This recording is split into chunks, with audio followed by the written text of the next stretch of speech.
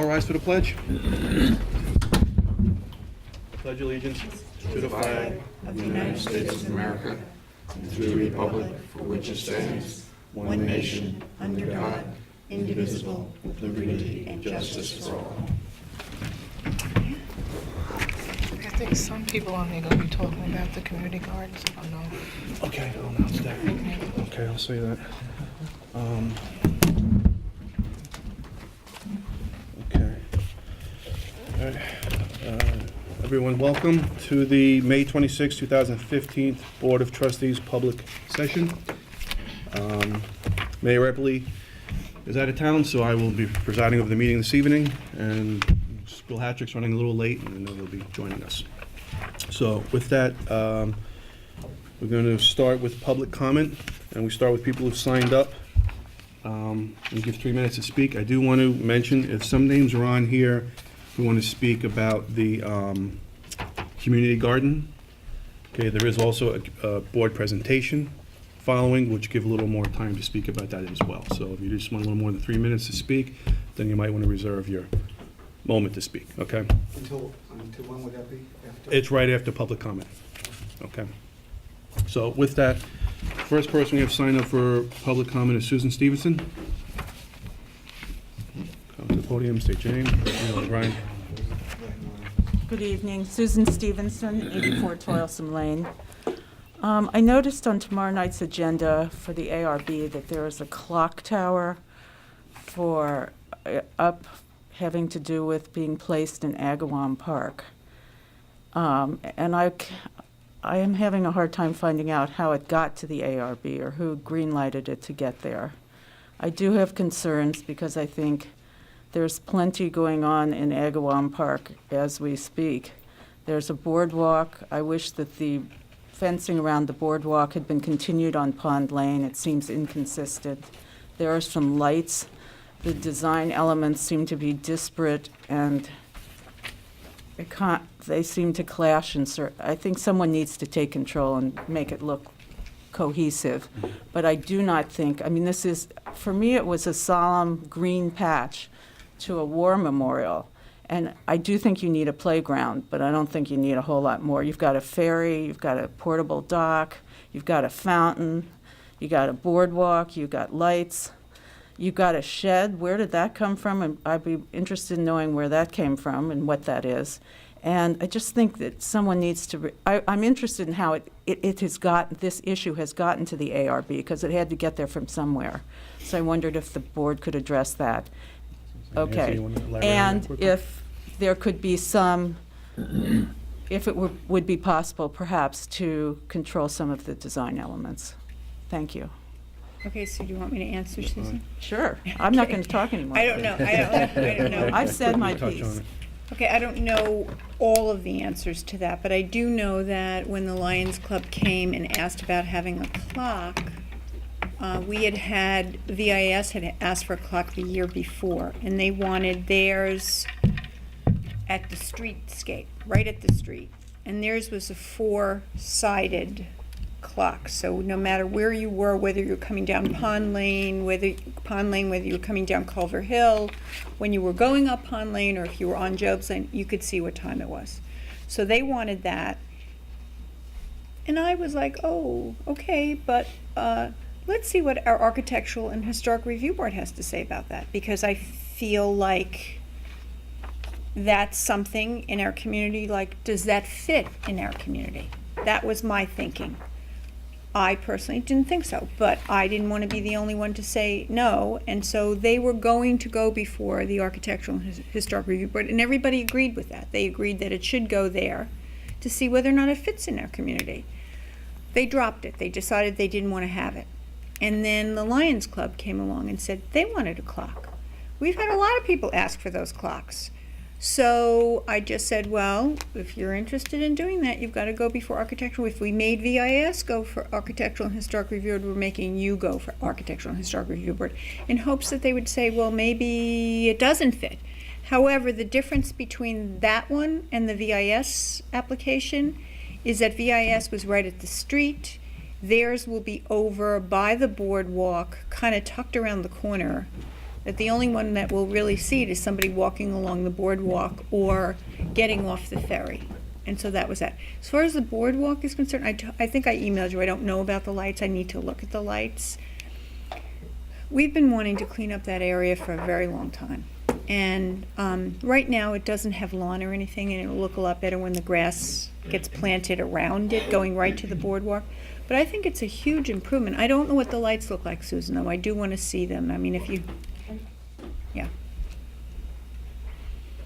And if there's the sort of fencing that they have on the boardwalk, then it is needs gonna to go around. The mayor The- would really the like it less to go up the road a little bit. Noise in terms of what you see, to me, the better it would be. Right. Yeah, it's And a I little think work, it's it's still a that- work in progress. That's It's supposed to pretty go around noisy. the corner. I might not do that this year, but we have plans to go around the corner.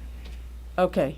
I 'Cause mean, the idea was to put up a safe, I agree, strong, it but is also so safer. we can see through it, and then to extend it as we go, to. the And it next one. probably would be safer on Pond Lane, too, because that's where kids Yeah. throw bread at the ducks.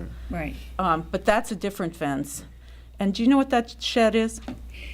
I was told, I didn't know the shed was going up, I was told that the shed is there to house any sort of things that they need to either work on that, because they ordered a power washer, which we need in the village anyway, to keep the boardwalk clean. I don't know what's in there, but I will find out. It also Between that houses the and- pumps for the aerators too. I was it gonna does. say the Oh, it pump- does? Quiet, Yeah, because Was there, I mean, all these times I've gone where there's wetlands permits, was there any permitting on this thing? I can't ask that. I don't know. It really is, it just showed up one day, as far as I can tell, and well, again, it houses the pumps for the lake itself. And then Okay, well, again, and then part of with the I ferry would running suggest and that equipment all to- of you go down there sometime and take a look, Nancy's looked, and see if there's some way to make it less busy. I feel, are you You moving? mean less busy as far as Visually. people? Oh, well, Visually busy. There's a shed, there's two kinds of fences, there's Well, the two a, kinds of fences will be fixed. The yeah. temporary But then fencing up to there will add the be clock gone. tower, to me, it was a swath of green to a really kind of solemn monument. yeah, but the only thing is that swath of green when you got on the other side of the monument was a mess. I agree. Yeah, That part's much better. right. But then adding more and more elements to that Mm-hmm. seems to me that it needs to be better planned or thought out or Mm-hmm. be a more cohesive looking. Just so that you Situation. also know, there's going to be benches. I know that. 4 on one side of the monument facing the water and 4 on the other, and those will be That's- dedicated. Okay, that's Because- cool. It's not, it's just, I don't know. New, too. It's a I lot think of it's- things. Yeah, Okay, thank you. all right. Thank you. Next person signed up is John Noonan. Come up to the podium, state your name, and you have 3 minutes to speak. John, could you just your address also? Or address too. My address is 37 Sherwood Road in Hampton Bays. Thank you. But I am the co-owner of Herbert and Rist Liquor Store at 63 Jobs Lane. And I am here just to bring to your attention a proposal that Citarella has put out there for a liquor store in the current Citarella building. We received some paperwork today. This has been an ongoing thing. According to the paperwork that they submitted, they want to close off the back of Citarella and put a liquor store in. That both disability entrances, both ramps, the steps would go into the liquor store now, and it would be closed off completely. The only access to Citarella would be from the front, which makes no sense to me whatsoever. But that being said, they have applied to the liquor authority that they are going to redivide the store that this village granted single retail use status to from the planning board, the building department, and the health department. If that occurs, I mean, I know for Herbert and Rist, we get about 30 delivery trucks a week. Every single one of those trucks pulls in, backs up, their backup beeper comes on, they back up to the back door of Herbert and Rist and unload. When they signed those planning board minutes, when that approval came through, it said that trucks would avoid the use of backup beepers because of the residences on Cameron Street. That can't be done. It's federal law that those trucks have that. So those people are not going to be happy. We have now created a walkway to Southampton Elementary School that is a school safety zone. You are going to have a liquor store egressing into a school safety zone. It is just chaos. Closing the back of the store would stop all of the fire egress out of the back. I don't know, again, we got that paperwork today from our lawyer. I don't know, I haven't really had time to even walk over there and look. But their application states the liquor store would be 60 feet wide. The current building is 63 and a half feet wide according to the blueprints from the planning board minutes. As far as I can tell, the public is completely unaware of this application. I don't believe the village has been notified. You could correct me if I'm wrong. I know that the school district has not been notified. I know that the PTO was never notified. The PTO wrote a letter to the liquor authority telling them how poor of a decision they felt that this was. Liquor authority law states that you must put a posted sign in the address, which is 20-22 Hampton Road. They put the sign in the back window, which is where they're trying to put the liquor store, but that's not Hampton Road. We all know that has no address back there. I'm here to ask all of you. I know that this board has seen things come to this village that they are not happy about, that they have tried to stop big corporate businesses from coming in and stepping on the little local guys. You have a chance to do that. You have a chance to write a letter to the state liquor authority and tell them that you are unhappy with this application. That goes a long, long way. The state liquor authority looks at two things: finances, public convenience, and advantage. That's what they look at. I have an email address and a fax number if anyone would like to write that letter. Will you give it to Steve? I certainly will. Plus, so you can mention it right now since you have the camera if you want to say it. Okay. The email address is secretary's office. I'm sorry, it's secretaries.office@sla.ny.gov. The fax number is 518-402-2304. The only challenge due to we are short of time, all paperwork must be submitted by Thursday at noon, because we will be in front of the SLA board next Tuesday at 9 in the morning in New York City to protest that. Herbert and Rist, Lamplighter, Zabby's, Bottle Hampton, North Sea, and Watermill Wine and Spirits all have one lawyer. We will be going together. But we can email, which would be the fastest Yes. way of doing it. Yes. What was the last half of the email again? At SLA? At sla.ny.gov. Thank you. John, We'll get it from him. maybe you know, or maybe the council knows, what is the safety zone for a school? I mean, that seems awful close to a school for a liquor store to me, but New York state law says that a liquor store cannot be opened within 200 feet of a school. The center of Citadel's building to the school curb is 441 feet, but we're arguing that with the SLA based upon the fact that a sidewalk was built from the school directly into the parking lot. We all know that the teachers use the parking lot, whether that's right or not. And we all know that the parents drop the kids off in the parking lot and walk that sidewalk to school. So it gets much closer in reality. If it was a bar, it would be 500 feet. Something that served open drinks, but seeing they're closed, it's 200 feet by state law. Okay. Okay, All right. thank you. Thank you, John. Next person signed up to speak is Dwayne Moore. And again, there will be a board presentation following this on the community garden. So if you wanted to. My little speak. girl has a baseball game right now, so I'd like to be able to go and All watch right, that. well, if you then, don't okay, mind. we have 3 minutes, and so Appreciate it. go for it. So my name is Dwayne Moore. My address is 168 Longview Road, Southampton, New York. Thank you. And I'm the property owner of 99 Miller Road in Southampton Village. And I would like to just go on the record and say that I'm opposed to the community garden for several reasons. First of all, the increased traffic volume on that street would just be a nightmare. The street is too narrow for the traffic as it is. And the traffic is way too fast for the street. There's kids out there playing, and there's no place for parking. The lot is, I believe it's 40 feet wide. I have some photographs of the lot, and it's just not appropriate to put a community garden over here. For the size of the lot, it's too small to build on, to have the property, and it's just not conducive to have that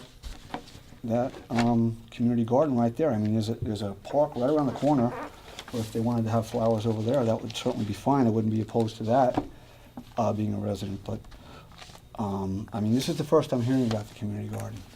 And all the property owners around it are opposed to it for many reasons. So to try to bring this in to that small little parcel just does not seem conducive for the area.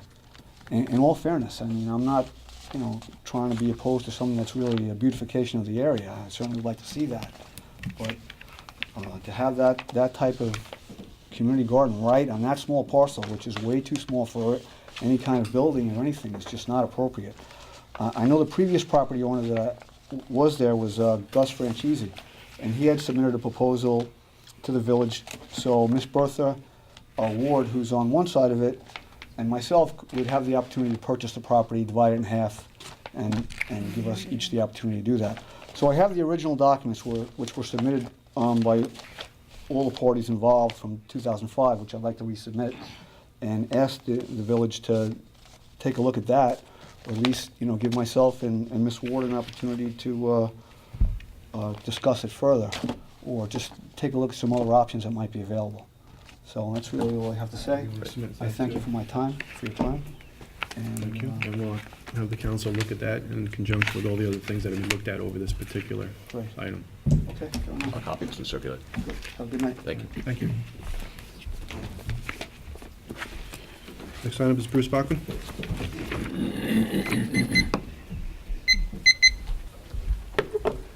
Bruce Bachman, 660 Halsey Neck Lane in the Village. First of all, I'd like to support John's position in a different way. We've all been talking about the County Road Shopping Center. This is just a microcosm of exactly the same situation. We all know how horrible it is. You can't get a parking space around Cinderella. You can't get a parking space within probably 200 or 300 yards of that place, and sometimes you have to park, down on the residential streets. And I think anything that increases the traffic in that specific area, particularly with the trucks and with the additional traffic, you just ought to stop if there's any way you can do it. So I'm going to back John on this. Plus, I don't really think, although it's strange for me to say this, we don't need another liquor store in town. Duly noted. Thank you. Now, to get to the main topic, while we debate and contemplate and delegate, really bad construction continues on, and as my wife says, sometimes things flow like glue, and I have the feeling that that's happening with all of our work. I think the work is well intentioned, but sometimes we go slowly so we don't make mistakes, and I think in this case, the mistake is going as slowly as we're going. So I've got some questions I'd like to ask to try and get a sense of what the time is. What's the status of the Planning Commission's FEMA study? It's been 2 months since the public, the draft came out, and I'm just wondering what the status is now. Where is it in your process? I don't personally have an answer for that. Do you have any idea, I don't Rick, know as for far as? sure. I know they're waiting for Chick 4. I know they were waiting for some data, but I don't know. I think the mayor felt it's getting close to being done at the planning He said, commission. he but did say that at the last meeting. It's very close to being finished. So we need an answer on that. I'd like to hear an answer on this. I Right. think we ought to have a target, and we ought to push people to hit those targets rather than just say, as we say, delegate again, or contemplate again, or there's a few other words that I could use. Okay, the second question is, has the consultants' work on the processes started? I know we're delegate or enlisting a study to deal with the processes for building applications and all of that, and I'm wondering if anything has happened on that. They have started on that. Is there a target date for that to be completed? I or think is that it the open-ended? tentative target date for all of that is based on the extension that we did on the moratorium. We have a 4-month extension. Sorry, Right. 4 months. Yeah, I know that, but that doesn't, the first I 6 months think we didn't the do anything. anticipation is to have a Well, they've lot done of a that lot. resolved by the end of So that. come to an answer. Which is why So- the 4-month extension so we're was to looking hash at- this out. So what are we looking at? Are we looking at the 1st of October for the first discussion of these processes? No. I'm probably With pretty this close to massive that. amount of mean- applications going before the Architecture Review Board all the time? I know the mayor wants to, I think, in order to have something in place before the moratorium is over, he wants to proceed in steps and to get certain basic requirements that seem to be, that don't really require a whole lot more review in place, and others, guidelines or standards that may require more public review and comment, that would be a follow-up. So I know that it is his intention that there be some amendment, at least implementing some skyplane requirements before the moratorium is over. Oh, Which yeah, would probably mean having something ready for public hearings in July. Because in order to have them adopted before August 15, we have to start the public hearing process soon. So I anticipate that there'll be at least some requirements ready to be implemented in time for August 15th. The third question I've got is which of those do you think will be implemented, and which ones are highly, what's the word? Highly Conjectural? conjectural or problematical, or which ones are not in the clear, we will do this status, but more importantly, what do you think will get done quickly? Do you have any? I mean, expect to know more when the mayor gets back.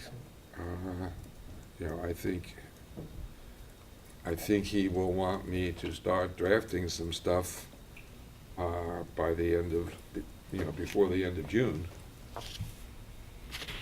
That's all I can say at the Well, moment. we discussed this last time. Right. And the same thing was said, and that's another 2 weeks. I mean, it's just, this process does flow like glue. Thank you. Well, I will say, just to add, Bruce, that what Rick is talking about is the reason for the extension in the first place was we want to get something enacted before the expiration of it.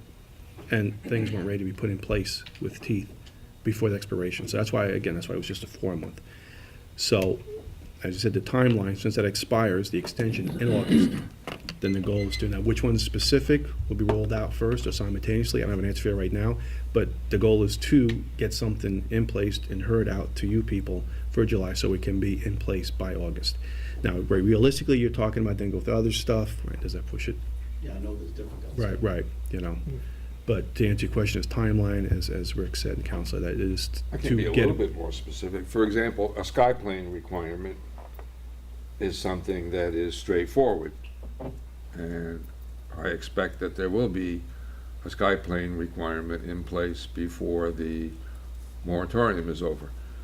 Some of the other things that are not directly related to height, but rather indirectly related to height, such as fill guidelines, architectural guidelines, and things like that, I don't expect that those will be in place immediately.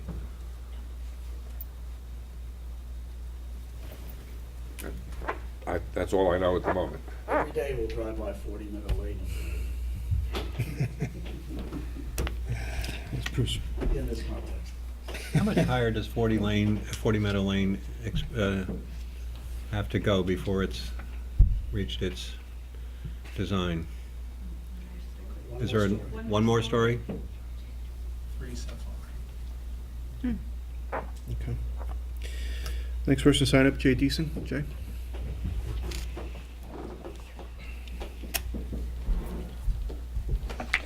Good evening, Jay Deasing from 109 Old Town Crossing.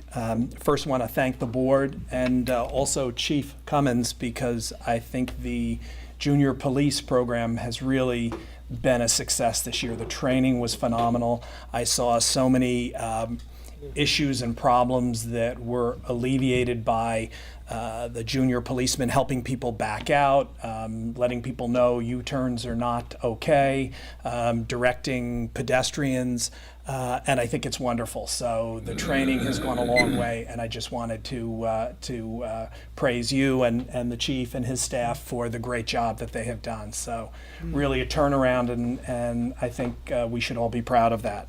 The second point I just would like to make very quickly is to request the board to consider sending a letter to the members of the Board of Architectural Review and Historic Preservation. And I think that the trustees have a lot of gravitas to be able to focus them on sections of their code which I believe have been ignored. So I'll just read very quickly the letter and paraphrase some of the sections. So it's to the members of the Board of Architectural Review and Historic Preservation. As per the terms of the 1999 Village Master Plan, completed and adopted in 2000, the first goal was to preserve and enhance the village's quality of life elements: open space, small town nature, historic character, and small-scale buildings in the neighborhoods and commercial areas. The plan goes on to state that Southampton should enact certain changes to the bulk requirements in the zoning code to lessen the scale and density of housing. So this was in 1999. Given recent developments in the village, the Board of Trustees is committed to reducing the scale of density of houses in the smaller than R40 districts of the village through specific zoning code adjustments. So that is something that this board has already indicated that they're willing to consider the 6-point plan that the Southampton Association unveiled. In the interim, we, the trustees, wish to reiterate the duties of your board. Section 11633 of the Village Code outlines the duties of the Board of Architectural Review and Historic Preservation as follows, and it goes on to 2 points, both of which are essentially the same. The second point summarizes it, I believe, better. It states the board is charged with the duty of exercising sound judgment and of rejecting plans which are not of harmonious character because of proposed style, materials, mass, line, color, detail, or placement upon the property. Then I'd like you to go on and state, the Board of Trustees hereby confirms these duties and directs the Board of Architectural Review and Historic Preservation to carefully review the scale and density of surrounding neighborhoods on each application. Harmonious scale and density must be factors taken into consideration in the review process. Applications which do not honor surrounding neighborhoods may be rejected even if the formulas are within the code limits. Sincerely, the trustees of the Village of Southampton. I think many of us have been to ARB meetings, and this really is a point of contention. And I think that every dollar we have spent on planning in this village has talked about maintaining the unique scale, the unique architecture, the unique history of this village. And in a very short period of time, it is disappearing. And so I think there is nothing more important than you can do at this point, because as Bruce mentions, we are whiling away the hours as unfortunately our village is going down the drain. And I think this letter could at least focus the ARB on the job. The code is very clear that they have the ability to slow down and scale back some of these projects. And it only takes this board, I think, the support and the push to perhaps make the difference. And then in the meantime, we can work on these refinements. So I would appreciate your consideration. Hope you will look at this and would love any comments that you have at this point if this is something that you would consider entertaining. Anybody have any comments? That's a good idea. I have to read it really carefully. Okay. Thank you. I can give Thank you, Jay. an update on the subject of some of the various zoning amendments that you presented. I think it was at the last meeting. I met with the mayor on Friday, a few days ago, to go over those. And he asked me to start drafting local laws that would make amendments along those lines.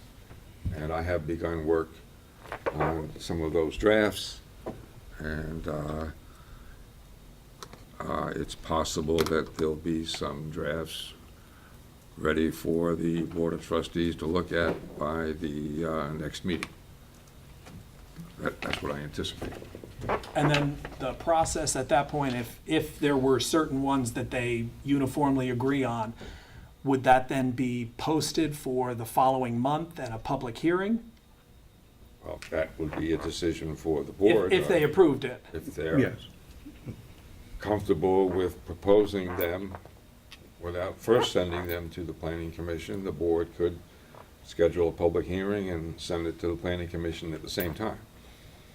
I think that's what the mayor intends to do, but I don't want to speak in his absence. But he did ask me to get going on drafting. Okay, good, thank you. Okay, thanks, Jay. They might not all be ready for the next meeting, but I expect that the bulk of them will be. Could I just say one thing? Sure. If you get anything done, could you get the 30-foot height limit in the front of the line? That's part of what I'm working on. Okay, the final person who signed up is Daniel Trunk. State your name and address in 3 minutes, please. Daniel Trunk, 106 Miller Road. I'm not speaking on the community garden right now. I'm speaking towards the need for bus shelters at the Suffolk County bus stops. I was wondering, I've seen them just about everywhere else in all the other villages and hamlets and along the highway. I was wondering, was there any plan to have some in the village as part of making the village look nice and tidy at the entrance to the village, the gateway? A bunch of people, I think no this- bus stop, no trash cans. It'd be I- nice to have a bus shelter there. There are no trash cans? I think there are trash cans. Oh, maybe there are. Yeah, there are trash cans. The bus shelters came up many, many years ago, and we actually had a design for one, like the ones that you're talking about, and I believe there was one supposed to go over there. And then it was the people of the community, I think, decided they didn't want it. Was that correct? I think I remember that, but I'll double check Yeah. on that. I mean, yeah, I mean, I think that's why I was going to defer to you first to start with again, the design part of it. And I remember it was part of that, because again, as part of this discussion about to ensue afterwards, no matter how great the idea is, and I think I've seen you're pretty strong about it, there's always something against it, no matter what it is, okay? And that's one of it, a consensus of design, and two, at the time that first came out, we had a day labor issue over there. Right. And the last thing the community wanted was to Right, another- incentivize someone Exactly, to stay. exactly. Okay, now, insensitive or not, how that sounds, that's the answer to your question, as partly as, if I remember correctly, when it was brought up to us. Okay. It hasn't come up as of recently, to my knowledge, so I don't have an answer for you as to why now it doesn't exist, but going along with Trustee McGann, in the past, those were some opposing reasons at the time. I get it. Okay. And we Thank also you. had a board member who sat on the board at that time who decided that those standard bus shelters that are basically have a hip roof, I believe, and it's sort of a little bit of a roof line overhang and a piece of plexi in the middle of it. And some of them have benches and some of them don't have benches. That particular trustee thought that the overhang, that it was not designed properly, that really would never keep out any rain. And we went through a whole big thing with that, and so we couldn't come to a decision on that. And when we finally decided we would do the standard one, and then I believe it was presented and people said we don't want it. So There we go. we went through all of that and then got to when we were going to put it in, they said, no, that we really don't want it. So we stopped. Okay. But you're right, we do need a shelter of some sort there. Thank you. You are Okay. correct. Thank you very much. Okay, that's the last person signed up to speak, public comment. Would anybody else would like to speak who hasn't signed up? Okay, Evelyn Conrad? State your name and address. Evelyn Conrad, 18 South Roscoe Drive. I'm so pleased to hear what Jay had to say in terms of the ARB's violation of its own rules. However, you may not be current about the fact that your zoning code passed in November 10th, 2005, is in violation of the same comprehensive code that Jay's finally quoting. It was passed, the amendment was passed, without an environmental impact statement, which is in violation of the Department of Environmental, as Bill knows, because he was concerned about that at one time. It was passed, the amendment was passed, without minutes of the meeting of the trustees where it was passed. And the decisive vote was cast by then trustee Paul Robinson, whose 8 properties in the village at the time were immediately enhanced in value by his vote. So let me, before I want to get to something about local business, let me urge you to finally, please, look at your zoning code. It is currently before the court. It will go with very little hope of being paid attention to the U.S. Supreme Court. I'm submitting that on the 23rd of June. But let me assure you, not only will I not stop, I've barely begun. You might also all like to drive down Leo's Lane, which is part of my little subdivision, which has been violated. And I've stood here, God knows how often, and before the ARB, protesting it. I've also been in court, but the Robinsons own a huge number of law clerks who seem to have influence with judges. Who knows? I don't want to be negative here. Here, I really just want to say that I thoroughly support what the gentleman from Herbert said, because there has been a trend in this village to ignore our mom and pop, our local stores. Sip and Soda is in the third generation of local people. My parents and I used to go there when Mama and Papa were still alive, and these are good citizens. Paul Parrish was a trustee at one time.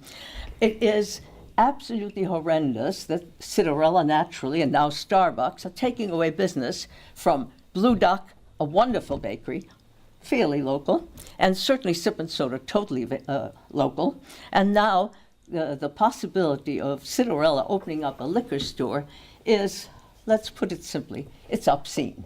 If there are any petitions being written, but we've had so many petitions they go nowhere, I will certainly sign it. I would pass them out. I think it's high time that we stop this killing off of local businesses in favor of regional chains, national chains. We live on, you've driven out the local residents in my area. Do we also want to drive out all the local business? Let's stop it. I love what the gentleman said. He was very well backed up in law, so I have nothing to add there. Thank you so much. Thank you, Evelyn. Would anybody else like to speak that hasn't signed up? Come up, state your name and your address. Yes. My name is Bertha Ward, and I live at 111, excuse me, Miller Road in Southampton.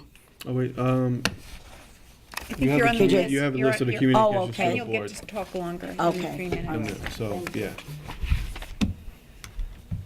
Would anybody else like to speak that hasn't signed up? Okay. We move along to board presentations, which is the community tutoring program, community garden. Just introduce Good yourselves evening. again. Nature Richard. Natasha Jeffries. At the last meeting when we presented, we were asked to present a layout of what the community garden possibly would look like. So we did submit 2 possibilities of what the garden would look like. Also, we included, just to reiterate, reasons as to why we're asking you to say yes to the Hillcrest Heritage Community Garden, beautification of a vacant piece of property, bridging the gap between generations, a way to promote healthy eating habits, an educational tool for our youth, a positive outlet for the youth in the community, promoting community involvement, and the project will be inclusive of all youth in the community. Also, the community tutoring program meets twice a week for 2 hours. All gardening and use of property will take place during after-school hours or midday. No gardening will take place during a time that will be a disruption to members of the community. I just want to add to that we are not going to have a farmer's market. There will be nothing set up there to bring in any traffic.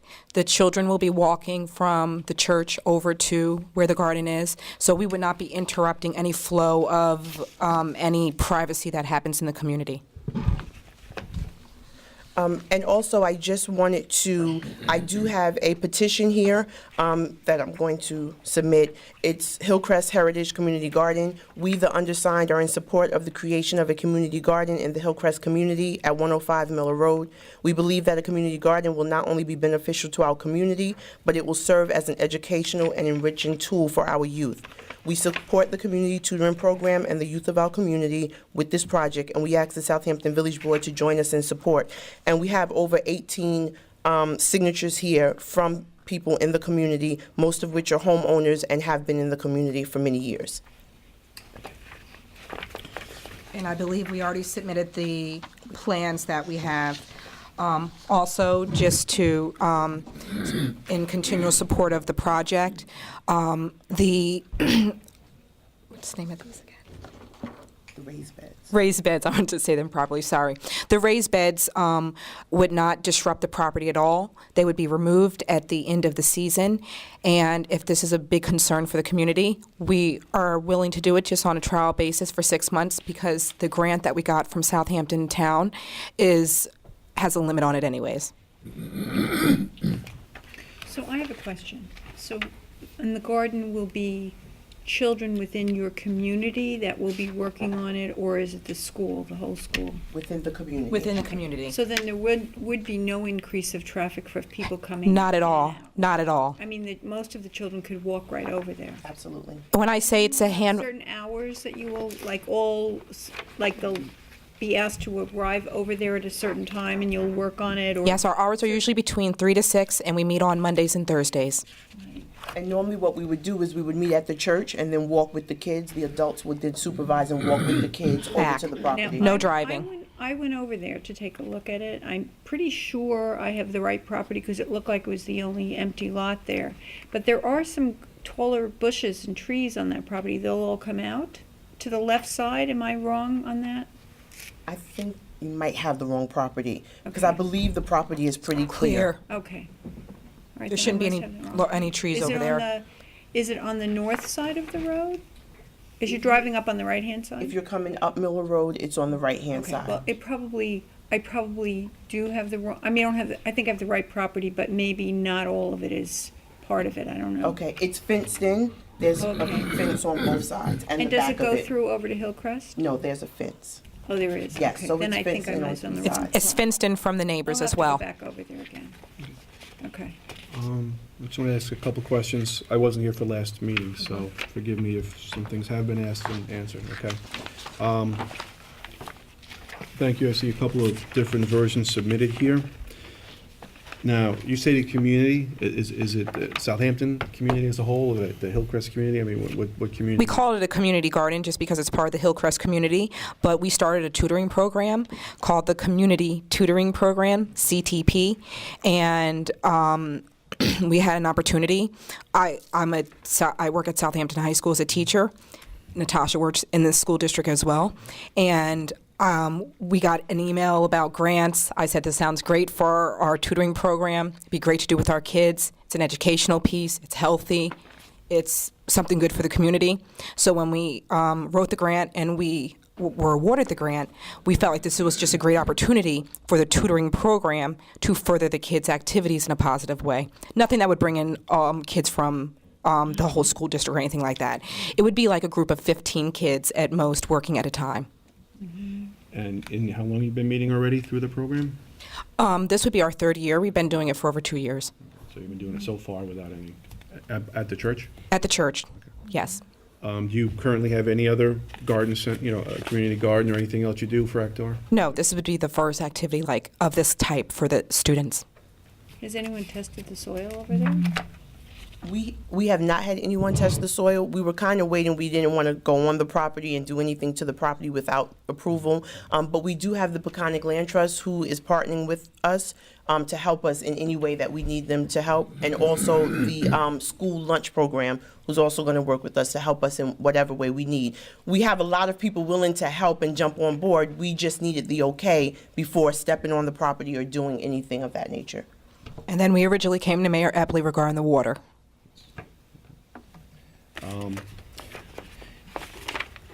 I mean, again, you get, thank you for the difference. A lot of questions, as you can see, have come up. And we do have some communication to the board, which Mr. Front is going to read.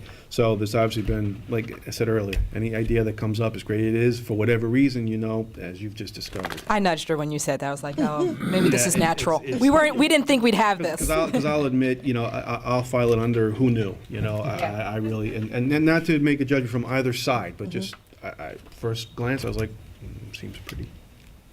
I do But- just want to add that because because of the timing, that is one of the reasons why we are planning to use the raised beds so that we don't have to dig up the land and affect the soil on the property that's there. So we would be using the raised beds so that we could remove at the end of the season. Okay. And again, as you It's a know, lot of work to do them at the end of the season. I don't know if I would do that. Well, we're trying to work with the neighbors. well, I understand, again, gesture of being able to come in and leave it basically how The way you we found it. Okay, so. Maybe we need cameras, because the neighbors might be over at night taking the veggies out. They'll be growing so well that, you know what, you might find some missing. I find if the worst thing that happened is that people took fresh veggies, You're right. maybe we help somebody. But again, as I was saying before, again, you know, usually as greatest thing as an idea is, there are always opposing points. For salient points that have been brought up, and obviously, you know, as a board, we are gonna, you know, it is our job to listen to those and weigh those out. And I know you understand that. I hope you understand that. We do, absolutely. What's the timeline for the grants and everything? Are you,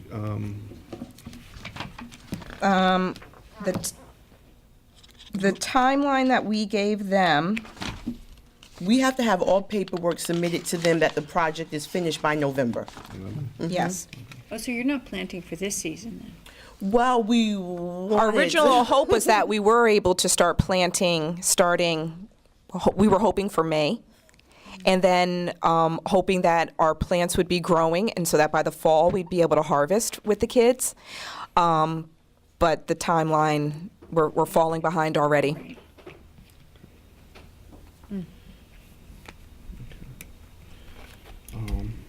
any other board members have any questions? Bill, Any questions? or comments? Michael? No, Other no, people actually. here who want to speak on this? too, Yeah. What I'm gonna do is I'm gonna give an opportunity for people to comment on this as well, but also be mindful, if you do have a letter already to communications to the board, that is going, you know, we have that already, so if you have something new to shed, please, but you do, people in the audience do have a chance to speak on this. Okay, and I'm going to stay, but because we work in the school district, she's a senior class advisor, and it's their senior banquet, so she's leaving. Well, Must. thank you for your time. Okay, thank for you. coming by. Okay, thank you. Okay. Thank you. Good with that. Would anybody like to come to the podium and address this presentation? Do we have letters? Is that what this list You is know, here? That's afterwards, the communications. Again, my name is Bertha Ward, and I live next door to this piece of property. And you should have a letter from me. Did the board? Okay. I just can't believe that I'm here again after maybe 10, 15 years when actually they tried to build a house there. The property was too small, and the village had given permission, a permit was given to a builder by John Forster, saying that they could put a house there. I know the property was actually too small, so I started investigating, coming to the meetings and different things like that. And I believe the village took over the property when they found out that the village had actually voted that particular lot down, that it was not enough room for a house there. So now here I am again with a vegetable garden. I can tell you that when I retired from the phone company, I started to do daycare. And I did daycare for 20 years. They were very strict, the state, because I was a licensed daycare provider. They were very strict. When you are dealing with children, it's not easy. It's very, very hard. And Miller Road is a road that is very small. I don't care whether you walk over from the church. I belong to that same church. If you walk over there, it's still a bad area. It's not even like two cars can even pass together. That's how small it is. You are going to have children running around. When I started to do the daycare, the state said, no, you have to fence them in your backyard. They can't even come out to the front of the yard. and they had to be attended to constantly, all the time. So the state is very strict with watching and having children there. I actually gave up daycare last year because it got to be just too much. But it is a very small road. There was a tragedy that happened on Hillcrest Avenue. And I'm not going to tell you that the speed limit with cars is always enforced on Hillcrest Avenue, Hillcrest Terrace, Wynwood Way, or Miller Road. And yes, I am opposed of having a vegetable garden there. The other thing is, when I built my house, I found out that there was no water there. The main was sitting across the street from where I built. I waited 3 or 4 additional months to move into my house because I could not get water there. The village did not allow me to have a well. They said, no, you have to tap into that water main. Lo and behold, I get a bill from the water company that was going to charge me anywhere from $10,000 to $15,000. And my house was already there. So what happened after that, I kept making phone calls. The village did not help me. I went to a legislator by the name of Joyce Berlin, who I put in that letter. And she went to bat and went to fight for me. There is no water where they are going to put all of this next door. And at the last meeting, I heard that a truck was going to come up and spray whatever it was they needed to spray. And also, when all of this happened in the beginning, I was told that nobody could do anything on this property unless it was myself or my neighbor. So you got my letter. I am most definitely opposed to it. Thank you. Thank you. Anybody else in the audience like to say anything about this?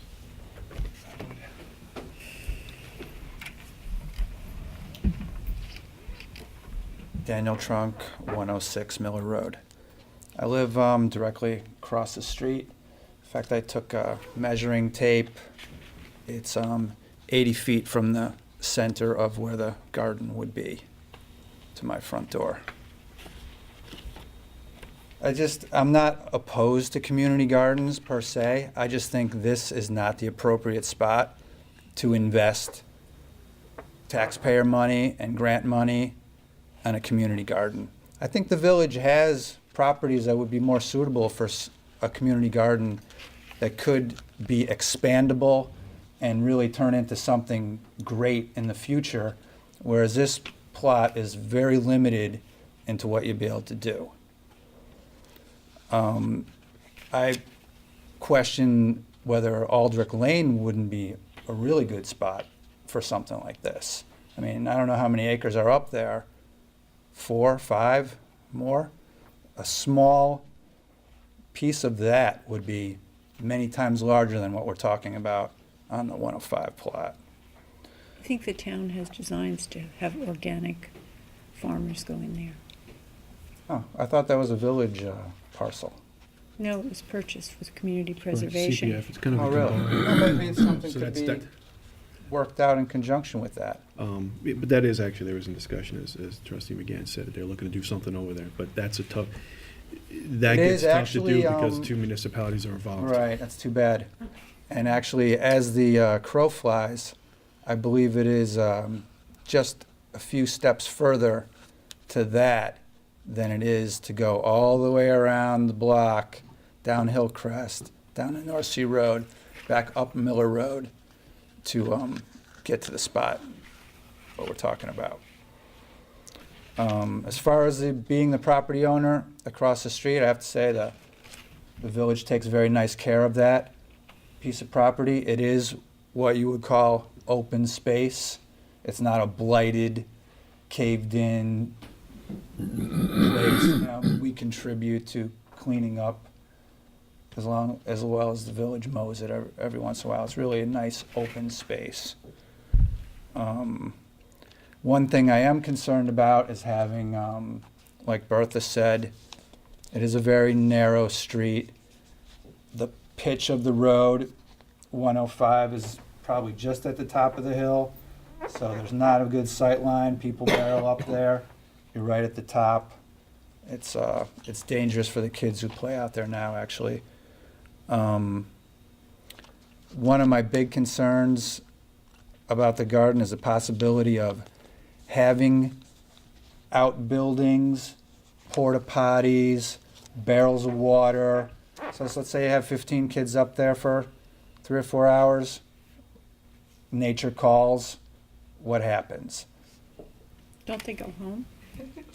Don't they live there? They'll go to the church. They go to the church. So I just, maybe It we just can. seems to me that a small piece of property like that and 15 kids who live in the neighborhood don't need 5 acres to farm. They need They a small don't. They little need beginning. they do, but they don't. I don't know where these kids live. I mean, this seems to be a church-based community thing. I don't know if the church would be able to host the garden. From what I understand, the church in question just came into adjacent properties. They came into ownership of adjacent properties next to their church. Are there houses on them? If they're, so there you go. They have a house, the front yard, perfect for a garden, bathroom right there. Just wondering if any of these things had been considered. Like I said, I'm not anti-community garden.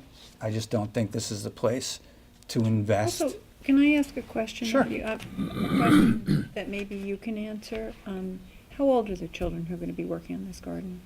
The children range between 4th grade and 6th grade. So give us an age group there, because I forget what Okay, 4th grade is. So they're about between 8 and 12. So it's We don't not have any older- preschoolers. It's not No high preschoolers. schoolers and no toddlers or little kids. Right.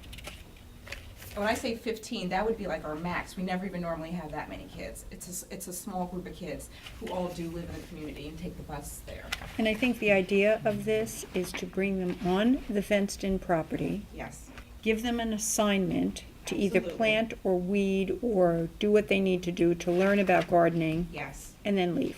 Yes, and the window would be less than 2 hours. We don't even meet that Twice a long. week. Twice a week. And it's I'd usually count between those vegetables, 3:30 I mean it, because and 5:30. I'd be counting those vegetables, because I think they'll go out of the, So, out of the garden. Over the weekend, I Yeah. happened to meet some interesting women who are doing a very similar project to what you're doing with the tutoring and the garden, that are from the East Hampton School District. And their project is called Project Most. So if you might be interested in looking at it. And I think a community garden should be something that could grow, and I don't think this space holds any potential for growth. I think it's too small as it is. So I'm really Well, maybe if they opposed started. to it, and I want to ask a question to, I'm sorry, I forgot your name. Nature. Nature. The kids, if they're walking from the church, are you going to walk all the way up to Hillcrest Terrace and then down Miller Road or North Sea Road and then up? Or are you going to take the cut through? We're not cutting through. We'd be using sidewalks, Okay, just wondering if there's no sidewalk on Miller Road, just so you know. meaning the road. We could walk around. We're not cutting through anyone's yard. Okay, because I know that the lot that I think you had mistakenly looked Yeah. at is directly in front of the church. I know what lot that is. Yeah, okay. Just so there's no confusion. But it's used as a cut through. It's private property. All right, I think I've stated my objections and my reasons. Thank you. Thank you for your time. Okay. Would anybody else in the audience like to speak up about this presentation? Okay. As you know, there's some things to consider here, okay? We do have some communications to the board. Steve, maybe several, but I don't know, maybe you want to pick out Well, we have a couple one that from- spoken, so we don't need to. Yeah, and one from Margaret DiCarlo, who's not here tonight. I'll read that one. I am writing concerning proposal for a community garden at 105 Miller Road. I live at 106 Miller Road, directly across the street from the lot, and have done so for 16 years. I have some concerns about this project. The proposal was presented as a project to beautify blight in the neighborhood. 105 Miller is far from a blight. In fact, it is a quiet, beautiful green space. I have gardened for many years and have a sizable vegetable garden of my own. It takes a great deal of maintenance, or it will become a weedy blight. There is no bathroom or premises or water on premises or water. I don't think a porta potty or polypropylene barrels will enhance the neighborhood. The tutors proposing this project are not from this neighborhood, and I am concerned they do not understand the dynamics here. No one hangs out in vacant lots. It doesn't lend itself to that. No place to sit. Once you put in structures, i.e. raised beds, I'm afraid it will be a place of loitering and litter. I also don't think they know about the deer problem they will face. Deer walk right down my driveway, and last year, even though I have a deer fence around my vegetables, they eat them all. And because of the deer, there are ticks. After a day in my garden last year, I pulled a tick off me and did get Lyme disease. I think the parents of the children should be aware of this. Speaking of the children, I would ask for a submission of names and addresses for proof of neighborhood residency. I would also like to know how many children are we talking about, and wonder why the village should be using their resources for an after-school program.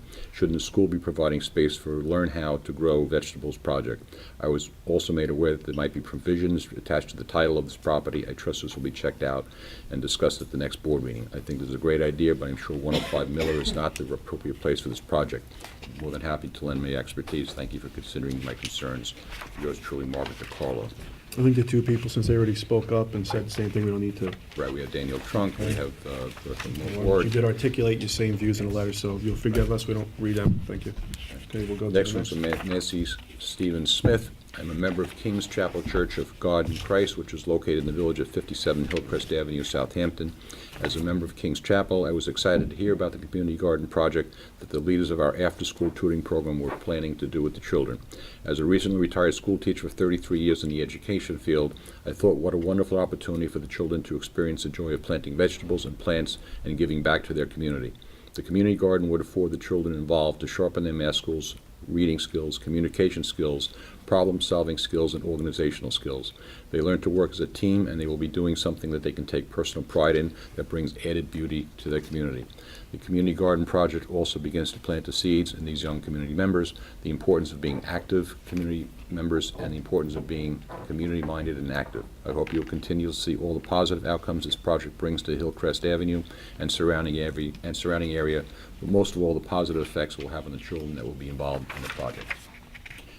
Two more, one from Brenda Sibbins. I reside at 167 Miller Road, and I am in favor of the community garden on Miller Road being sponsored by the Community Tutoring Program, whose mission is to foster a rich learning environment that enables community youth to excel inside and beyond the classroom, coordinated by teachers and educators volunteering their time and service. The Hillcrest community, aka known as The Hill, has consisted of hardworking families raising their children for over 60 years. I have lived in this community for over 40 years, where I raised my two beautiful daughters who still have fond memories growing up on the hill with their friends, playing double dutch tag, basketball, dodgeball, and kickball in the park. A tight-knit neighbor that shared everything and looked out for each other, the distinct model of it takes a village. School buses, playgrounds, hide-and-go-seek, and laughter are clear signs of a family-friendly neighborhood, that we as adults are responsible for caring and setting good examples for our children, embracing them and letting them know that they matter. This community garden project will be an asset that will continue the unique fabric of our community. Brenda Simmons. And the last one is I, Cheryl Buck, a resident of Southampton Village, support the creation of a community garden on Miller Road. Thank you, Steve. Okay, so as stated, obviously we have some things to address when the mayor does return. Okay, we will discuss this further as far as, because I don't want to delay what's going to happen next, if anything. So I thank the communications to the board, the people writing the letters, and your input, your speeches tonight.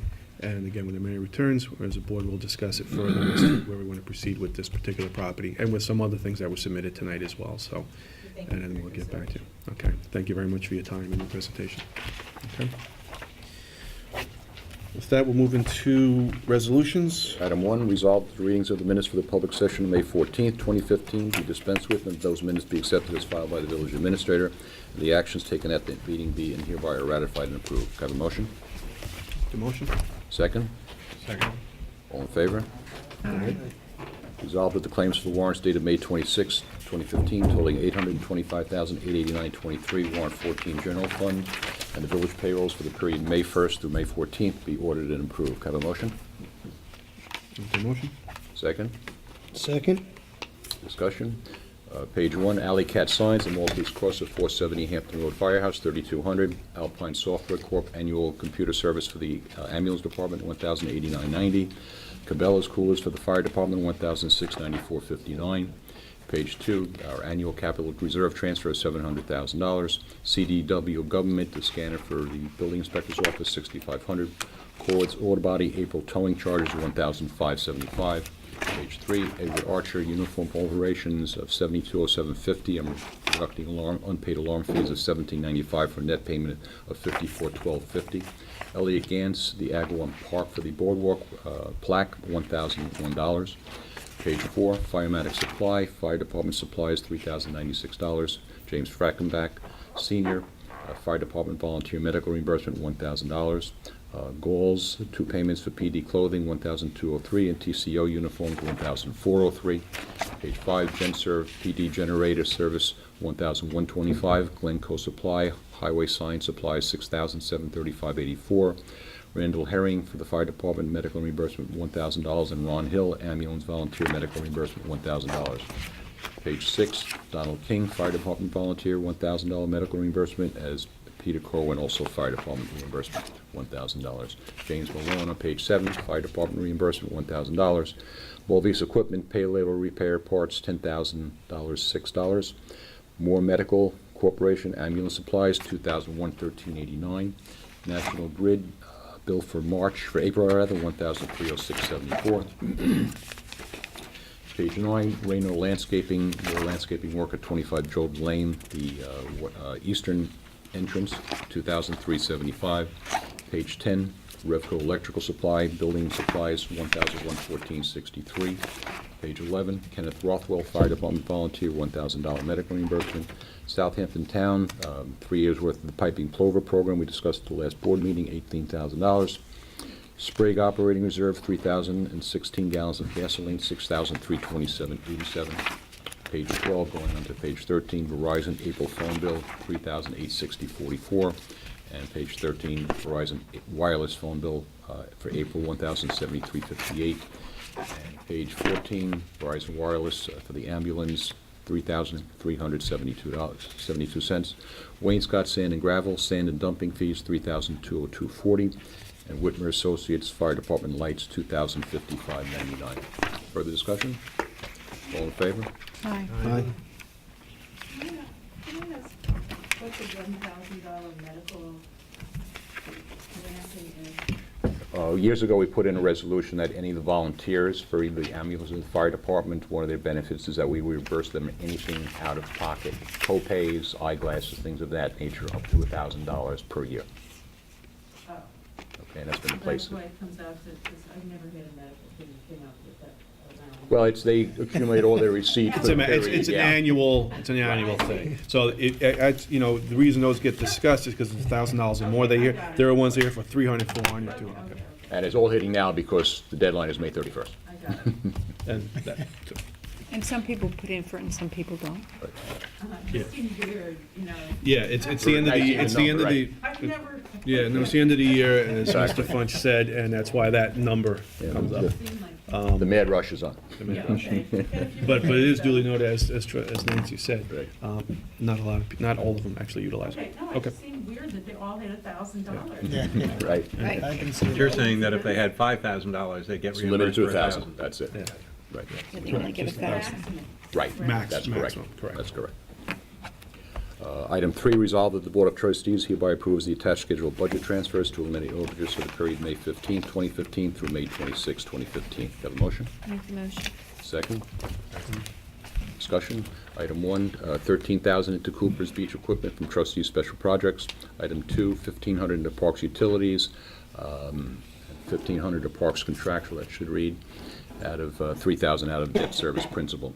Item 3, $4,000 to annual supplies from ambulance miscellaneous. Item 4, $36,000 to Billings personal, $1,000 to traffic control contractual, $2,000 to Billings equipment, $17,000 to Billings supplies, $10,000 to Billings utilities, $2,000 to Billings telephone, $6,000 into buildings contractual, $2,000 buildings fuel oil from trustees, special projects, $76,000. Next item is $11,000 to fire contractual from miscellaneous. Next item is street maintenance clothing, $1,000, $10,500 to street maintenance equipment, $12,000 to street maintenance supplies, $12,000 from street maintenance fuel, $11,500 from debt service principal. Next item is $3,000 to police clothing from police equipment, and the last item is $10,000 into garage supplies, $10,000 to building for central garage contractual, and $20,000 from trustee special projects. All in favor? Aye.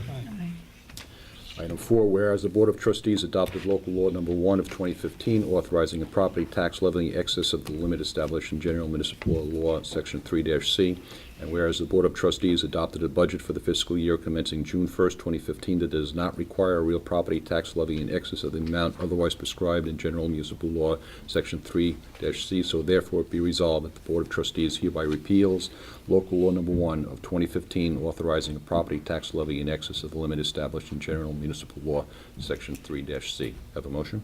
Make that motion. Second? Second? I'll just make a little comment on what that is. Certainly whereas, written by the counselor. So people know what this is, for the tax cap, which we manually put in prior to our budget voting in the event we need to. And then basically, since we didn't need to cap it, we just manually rescind that. So everybody knows that's what this is. Right. All in favor? Aye. Item 5, resolved that the Board of Trustees hereby approves changing the voting hours for the general election on June 19th, 2015, from 9 a.m. to 9 p.m. to 12 p.m. to 9 p.m. Do you have a motion? So moved. Second? Second. Discussion. Since this election is unchallenged this year, just to cut down the hours and the cost of the election, as we did 2 years ago with this, we're changing it to 12 to 9. And do you publicize the change? Yes. I notified Erin on that. We're putting it on our calendar, and it's in the Southampton Press. All in favor? Aye. Item 6, resolve that whenever a volunteer ambulance worker of the Southampton Village Volunteer Ambulance Corps provides services under Volunteer Ambulance Workers Benefit Law, Section 5, when there is no jurisdictional officer in command present, such volunteer ambulance worker shall be entitled to coverage under the VAWBL coverage provided by the Southampton Village Volunteer Ambulance Corps for the provision of such services. Upon the arrival of a jurisdictional officer in command, such volunteer ambulance worker shall report to such officer and offer his or her services to assist such ambulance company or ambulance department. If such offer is not accepted, then the volunteer ambulance worker must immediately cease providing any additional service at the scene of the emergency. Have a motion? Make that motion. Second? Second? Discussion. What this is about is New York State enacted a new law effective June 15th that right now what's happening is that if one of our volunteer workers goes to a municipal aid site that's under control by the town or another village and they get hurt prior to the jurisdictional officer getting there, they are not covered by workman's comp nor the sponsoring village's workman's comp. Okay. What this provides is that should they get hurt prior to the jurisdictional officer coming in, they will be covered by our workers' comp. Once the jurisdictional officer gets in place, that liability, if they get hurt after that, it goes on the sponsoring township's workers' comp. All right, so let me get this straight. We go over to assist. There's no jurisdictional officer there. Our person gets hurt, it's on our workman's comp. If we adopt this resolution, Okay. correct. However, the If they go jurisdictional there and officer, they get hurt after the jurisdictional officer gets there, then it's on their workers' comp. So it's just covering that gap period between the 10, What is it 15 minutes, now? 5 minutes, 2 minutes, whatever the case may be. What is it now? Right now, if they go there, the jurisdictional officer gets there, then they get hurt, they're covered by their workers' comp, not ours, not the village's. But prior to that, they aren't covered. Prior to that, they're not covered at all. So all this is saying is that They're if they get covered. hurt before the jurisdictional officer gets there, They're covered. then they're covered under workers' comp. What there was there was a gap in coverage, and it was leaving the Right. volunteers Exposed. uncovered in the Yeah, event vulnerable. exposed. Right. Right. So an example, like if Bridgehampton has a call, we send somebody, and there's not a Bridgehampton chief on, Right. this now, covers our volunteers. Right. Until the Bridgehampton chief should arrive. And he must report to that chief and be accepted. Is that the way I read this? They say if such offer is not. Yes, they have to say, I'm here on behalf of Southampton Village to offer assistance. If the jurisdictional officer says we don't need your assistance, then they have to just walk away. And this is and that's on already the ambulance, standard. it's not the fire Well, department. Well, actually, the no, next one is the same thing for the fire. so Oh, okay. The next Okay, one I is just had, identical. there's two different workers' Departments. comp laws, so I had to do two separate resolutions on this. I think it's the next very one- important because we get called in an awful lot, Yes. especially in the ambulance. Yeah. I mean, And Rich can answer that better than I can, from what I understand, it's a short period of time before, it's not like they're there for an hour or two before somebody else is coming, and it's a large exposure. Yeah, Right. it's a very big It's exposure. a small window. And as more productive as our agency has become and less productive some others have become, our mutual aid calls have increased as the Same, chief, yeah. so this left them exposed. And the next resolution is identical, but it covers the volunteer firefighters for the same exact reason. All right. Isn't that a very large increase in our insurance for that? Workman's comp? No, it's not going to affect the premium at all. Oh, it is not? No, no. Okay. There's Well, that's good to There's know. no additional cost. And the only exposure that you have is, God forbid, somebody gets hurt in that short window of time, it goes Right. on to our experience rating. Oh, But right. like I said, it's a short window. Steve, It's just also good because one sometimes, suggestion for the wording of the Sure. resolution, change corp to department. That is, Southampton ambulance. Village Volunteer Ambulance Department. Okay. And a whereas? Pardon? And a whereas? I think also, extra. Steve, Don't I think There it's isn't any important whereas. because We need one. really, if they Pardon? knew We that need they were one. going on a job and it looked like it was And we resolved. a serious, Mm-hmm. if they were hurt, they might back off for fear that they wouldn't be covered. Now they don't, now they can get to it. Well, that never was a deterrent, I mean. No, no, it yeah, isn't, but but no, you it know isn't. what? But you're right, but in the event. Probably more- Now it doesn't, now No. it's not applicable, but that never really deterred anyone from ever suing. No, but the first them. person who gets hurt and then doesn't get covered, then the next one is Well, this thinking, will gee, should I now- or shouldn't I not? Thank goodness that hasn't happened Yeah, yet. no, thank And goodness. this will prevent it going forward. Right. All right. Yeah. Any other discussion? All in favor? Aye. Item 7, resolved that whenever a volunteer firefighter of the Southampton Fire Department provides services under General Municipal Law, Section 209-I, when there is no jurisdictional officer in command present, such volunteer firefighter shall be entitled to coverage under VFBL, coverage provided by the Southampton Fire Department for the provision of such services. Upon the arrival of the jurisdictional officer in command, such volunteer firefighter shall report to such officer and offer his or her services to assist such fire company or fire department. If such offer is not accepted, then the volunteer firefighter must immediately cease providing any additional service at the scene of the emergency. Have a motion? So moved. Second? Second? Further discussion, exact same thing, just mirroring a different section of the law. All in favor? Aye. Item 8, resolved that the Board of Trustees hereby approves the hiring of the following as grasshoppers in the Parks Department for the 2015 summer season. John Bazubik at $12 an hour, William Raynor at $10 an hour, Errol Scott at $11 an hour, and Shalina Mack at $11 an hour. Have a motion? Make the motion. Second? Second. All in favor? Aye. Resolved that the Board of Trustees hereby approves the refunding of a building permit fee to David Lassessiere in the amount of $500 as recommended by John Foster, Building Inspector. Have a motion? Make that motion? Second? Second. Discussion, I checked with them, there is no cost involved on this. They lost their rental lease on this, so he feels a full refund is warranted. All in favor? Aye. Aye. And the last item is resolved that the Board of Trustees hereby approves the hiring of the following as jail attendants on an as-needed basis for the Police Department at an hourly rate of $20. Spencer Cannon, Brian LaMonica Jr., Sean Ryan, Sarah Moll, Carlos Rodriguez, Stephen Brown, Thomas Cummings Jr., Natko Reese, Valen Gates, Christian Perez, Alexander Sikorsky, Nicholas Chislaka, and Crystal Davis. Have a motion? I'll make that motion. Second? Second. Discussion, am I getting better at it, or what? It's like, Polish that names, wasn't man. bad. Not bad, not bad. You know, but discussion on this is I'll again. call him C, Nicholas C. is we have, for jail attendants, these are TCOs. So just so people know, it's not like we're hiring an additional $20 an hour for these people. This, again, as needed. So when one of these are called in to be a jail attendant, then that's the rate they will be paid when they're doing that actual job. And actually, if the chief would like to elaborate on that, but also I want to point out these same very people that were just complimented earlier, I believe, for doing a wonderful job so far on our first busy weekend. But if you want to elaborate on this, or actually any of what happened this weekend and with these youngsters that did such a fine job moving traffic along.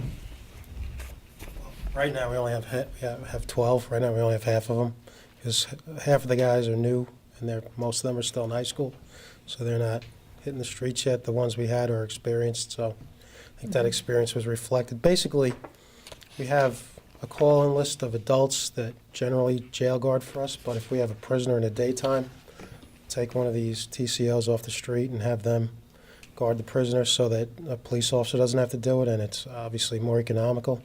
But for civil service purposes, we couldn't just do it with them as TCOs. So this is kind of a formality, and we pay them what we pay the other jail guards, which is only fair.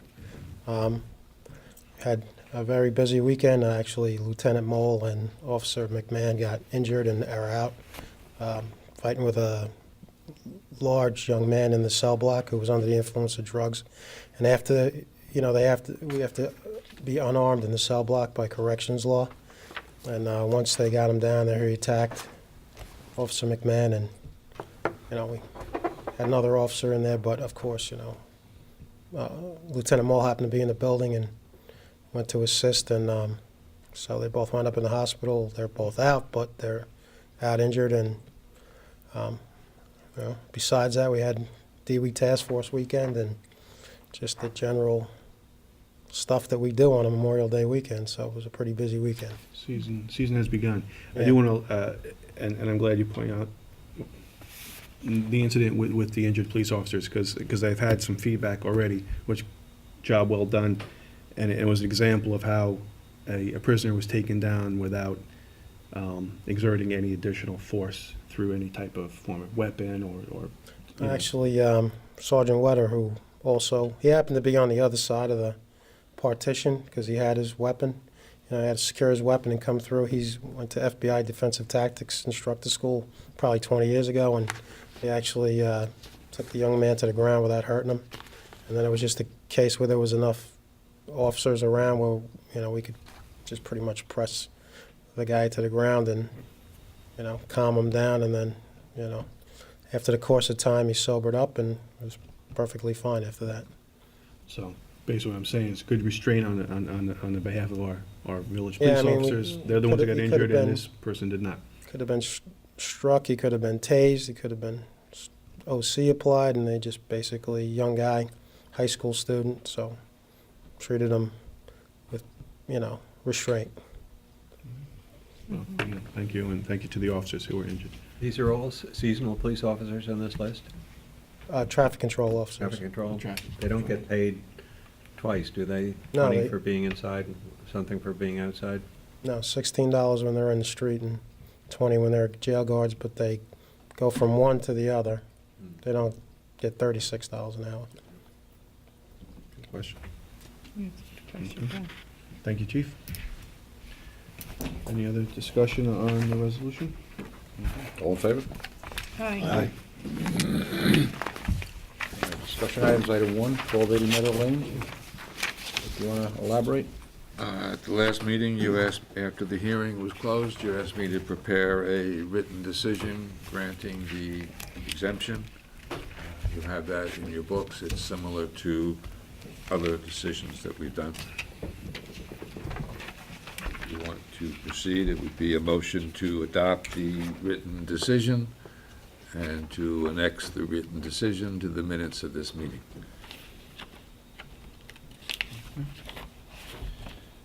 Does anybody, board members, have any discussion or questions about this?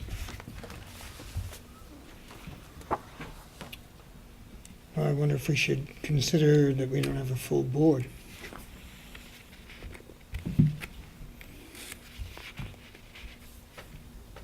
That's a good point. Do we need the full board? I don't think you do, but. No, I mean, we don't need the full board. I mean, I know in discussions with Mayor Epley prior to his leaving, we knew this was coming up, and I mean, I could say that he has no problem with going ahead with it, if that means anything, but if somebody feels they'd rather have him here present to articulate that, well, then that's certainly the board's prerogative.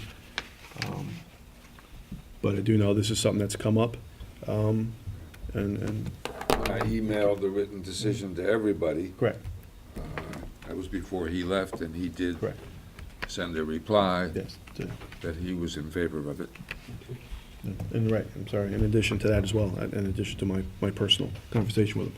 So, it seems that everything has been submitted, and again, Rick would not have drafted this up if he didn't think the board was ready to go ahead with it, so, so again, any other questions or comments with what sort of complaints with what Rick has drafted up? Would you like to elaborate yourself on anything there, Mike?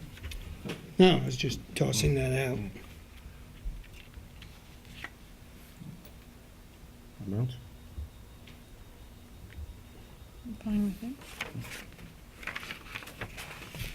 Okay.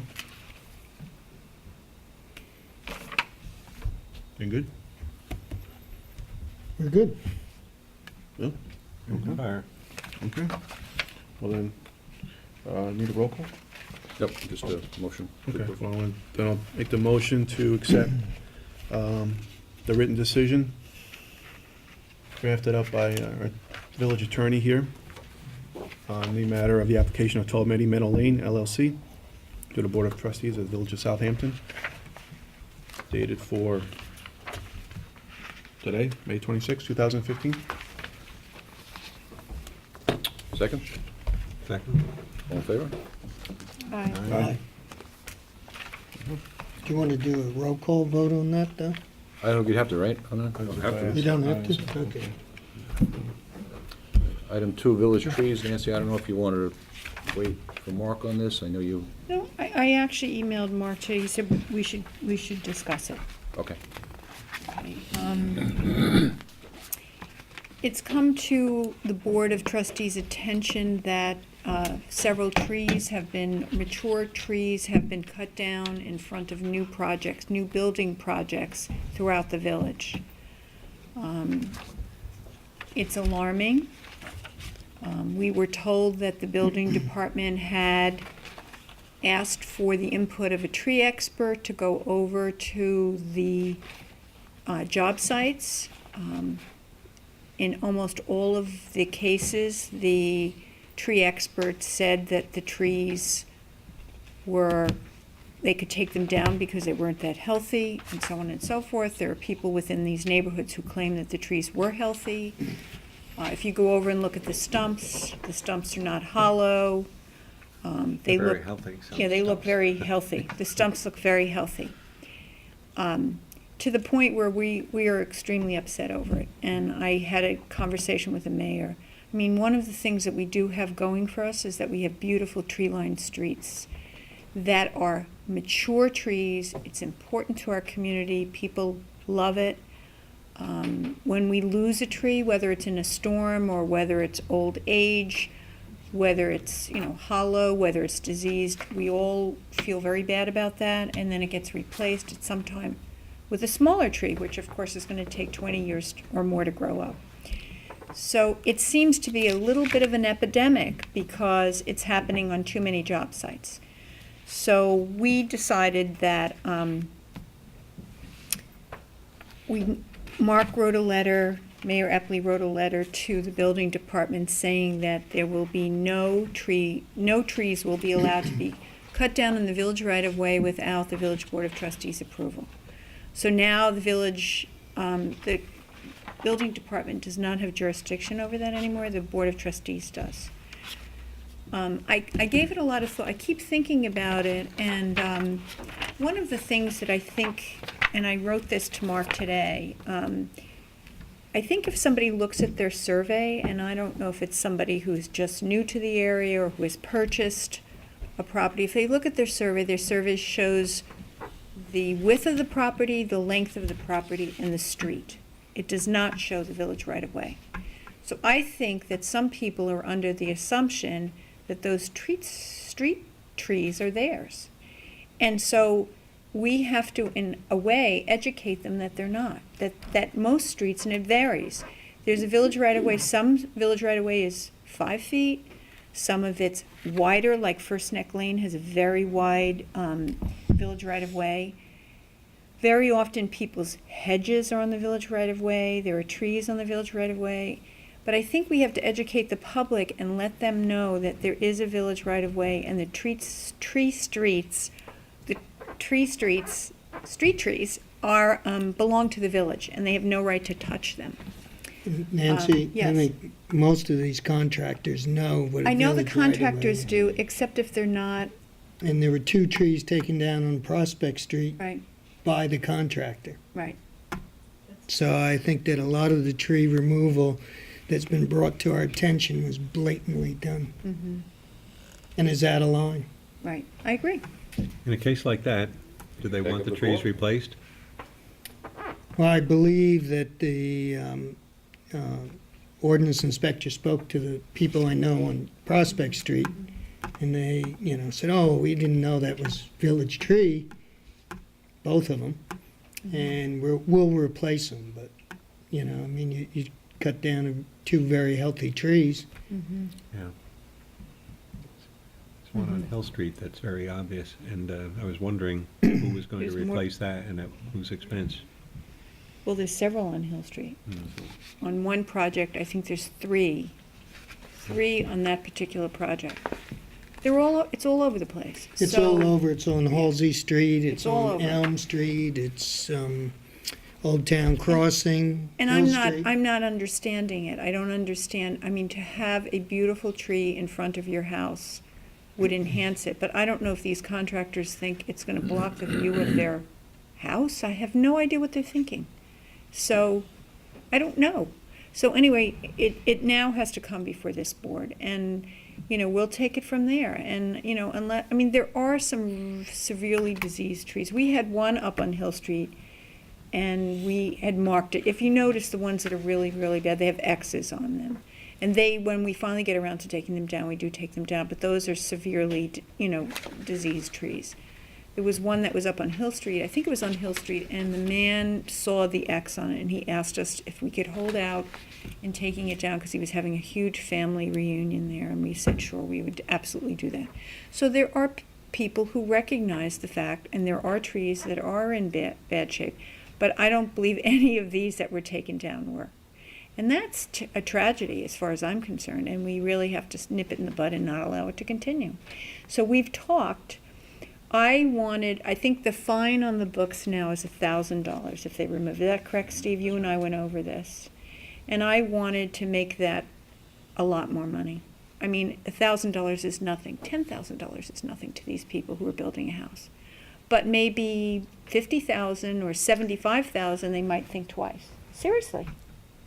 I'd think twice. I know. So, I think we need to, I don't know how far we can go with this. I don't know if the state regulates this. They do.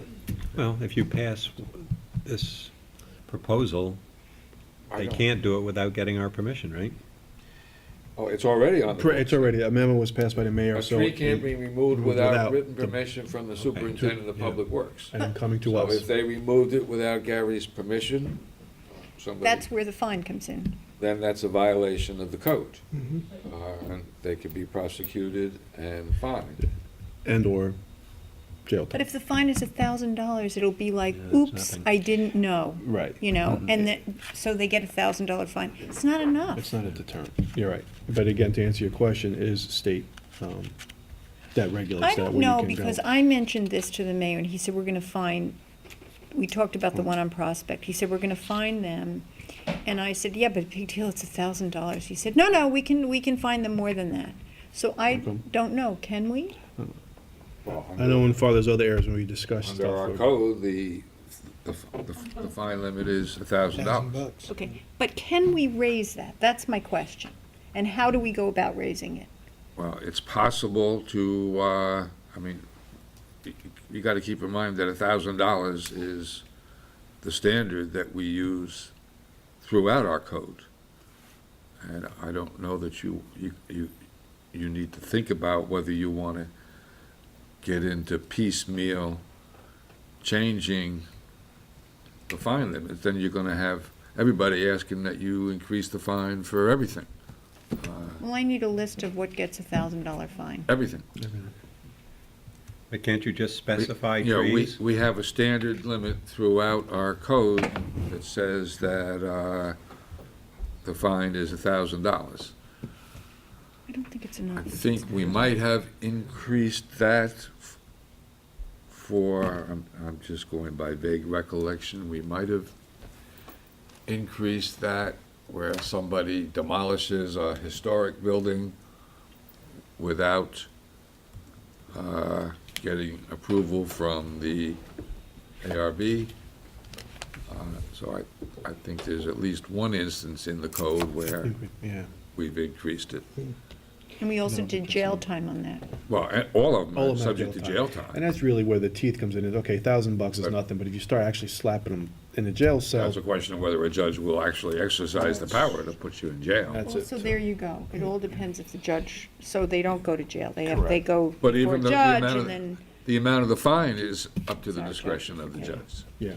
And that's, if you remember at our last meeting, there was a discussion from a local caterer here, that the Oh, yeah, trouble right. was everybody went on the beach, you know, ahead of time, right. paid the fine and charged the clients. And, you know, at $1,000 for a tree, I think it probably, I don't know what it costs us to plant a tree, but I bet it costs us more than $1,000. If you figure the employee, the tree, the equipment, And then the Well- jail guard for the guy going to jail. yeah, that's right. $20 an hour. Well, I would like Another to, possibility would be to provide a civil penalty in a higher amount than the fine limit. The fine, which the Justice Court could impose, would be up to $1,000. But if you brought a civil action to recover a penalty for, you could seek higher. That would be, and I'm trying to remember if that's the way we did it with the historic building thing. I'd have to look back. But I and hesitate how long does that take and how much does that cost to do all of that? to do all what. To go, just the civil case? Well, you'd have to bring a lawsuit. Right. And, Well, I think could be- I'm more interested in upping the fine if there's any way to do that. And I realize that you're saying you should do it across the board. no, I'm not saying you should do it Okay, across but the you're, board. but you said it's the But same. what I'm saying is that where we have something that is basically uniform across the board, Mm-hmm. and you start piecemeal making one, I mean, remember, we have a zillion things throughout our code that are violations. You start piecemeal moving away from a uniform system of fines for a thing here or a thing there, you run a risk that it could be considered discriminatory.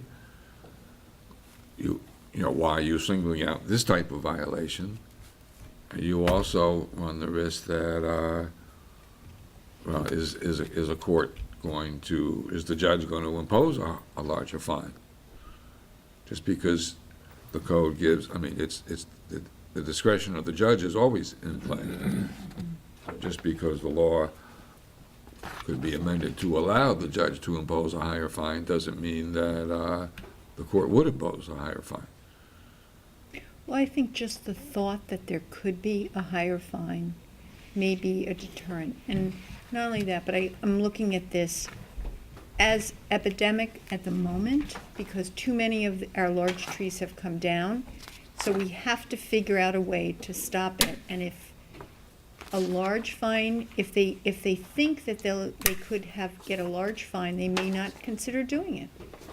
Even though they have to come to us, because I do personally think there'll be some builders will say, oops, I had no idea. Okay, I have to pay $1,000. Well, that's not so bad. But you know what, if they realize that they have to pay 50 or 75,000, I think that that word will get out there, and they may not try it. So, Rick, is there any way, if not so much a monetary penalty, but something to incorporate part of the permit process, CO process, something like that? If they violate something like that, it can hinder. Well, we already have it in the code that they need a permit. You need a permit to, you need written permission to remove a village tree. And then, so, I think part of it is education. But all crimes aren't created equal, Rick, and so why couldn't you make, some people you get 10 years in jail, and then for another crime you get 30? Okay, I'm not saying you can't. Is it the Parks Department or the Public Works Department? you'll be able to ask after Susan. Okay. We need to get through this, and then we'll talk about that, but hold that thought, okay? Yeah. Right. Okay, let me give it some thought.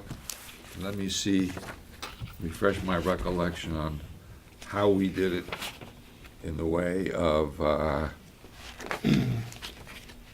for removal of historic buildings without approval. Okay. I think I came up with the idea of civil penalties because the kind of numbers that you're talking about wanting probably wouldn't work for a fine, but it can work for a civil penalty. So let me check that out and come back to you. The only thing I'm worried about is the civil penalty is more complicated and time-consuming, and we don't know whether or not, they'll be fined enough. I just want something that's clear-cut, and they know what they're facing, and they think twice about removing it, instead of saying, oh, big deal, it's not that amount of money, it's not that much. I just think that we need to just make it clear-cut, and they're going to be fined significantly, because you know what, our trees are really important to us. That's my thinking. So, see what you can do on that, Rick.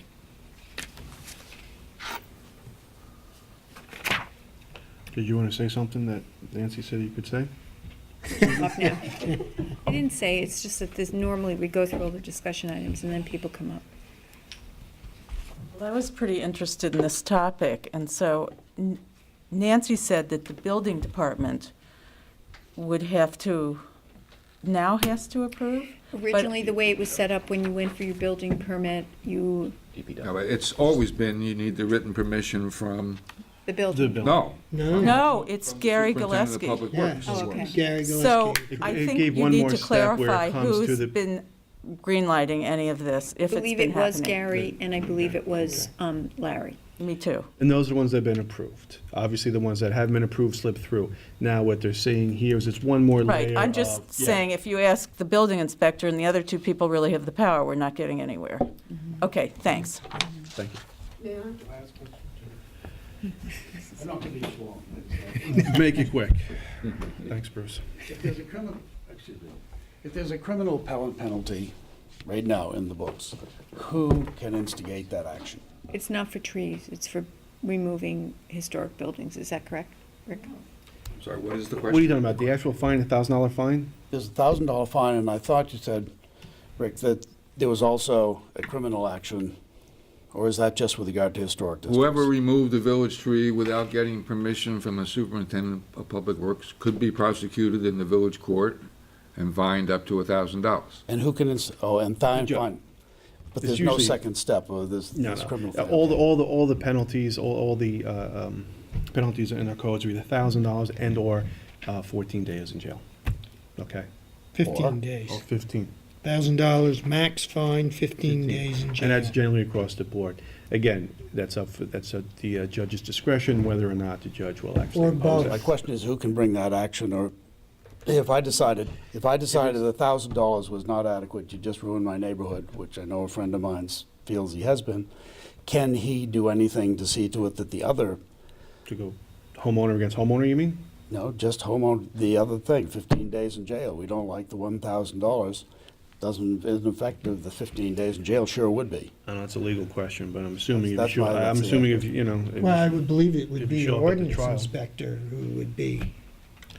If the one to charges file get the filed, charges. and then it's up to the judge to how. No, I understand that. And that's really so how that gets influenced. That's the question I've I got. guess Is that who would can be- instigate that activity? The ordinance inspector. If the infraction is brought up to the whoever has the authority over it, which would be the ordinance inspector, then we'd go from there. Okay. So if we do this where the village board is the final force. Well, what- We are. I saw the mayor's memo. You should be looking at that as an informal memo Right. to Gary, Saying, telling Gary that first. you don't want him to issue a permit for removal of a tree without checking with you. You'd have to amend the code to, if you want the code to read, you need written permission from the Board of Trustees. I think you should. But unless Gary's all of a sudden giving permission to remove village trees, I don't see any reason. yeah, I think it's been more of a case of people doing it without permission, correct me if I'm wrong, right? So, it's not like there's a rampant, issuance of tree removal, it's people violating it, and then, obviously, that's why we're talking about it, what can we do as a board, and that's the first step here, is where. On this topic. Quickly, yes, introduce yourself. Valerie Smith. Perhaps we can give the fine of $1,000 if we don't want to piecemeal it, and replacing the tree up to a certain amount of money, so that we replace the tree up to $5,000 or $10,000. But that Valerie, was I mean, part of- here's my concern. I don't know how Isn't that what the you process can is? replace a tree No, that you has offered been to growing replace for it. 30 years and has a huge circumference and has an umbrella that no one would be able to replace, and we all have to sit around and wait for another 30 years? I'm not talking about a small tree, they plant very large trees. Actually, they do, and they usually don't make it. That's one of the things that I've been told. It's better to start a small tree than it is to move a large tree and plant it, because the large tree usually never makes it. So we all have to now, they have to replace it with a smaller tree, and we have to wait for that. And it just ruins the whole streetscape. So No, no, that's the absolutely. issue,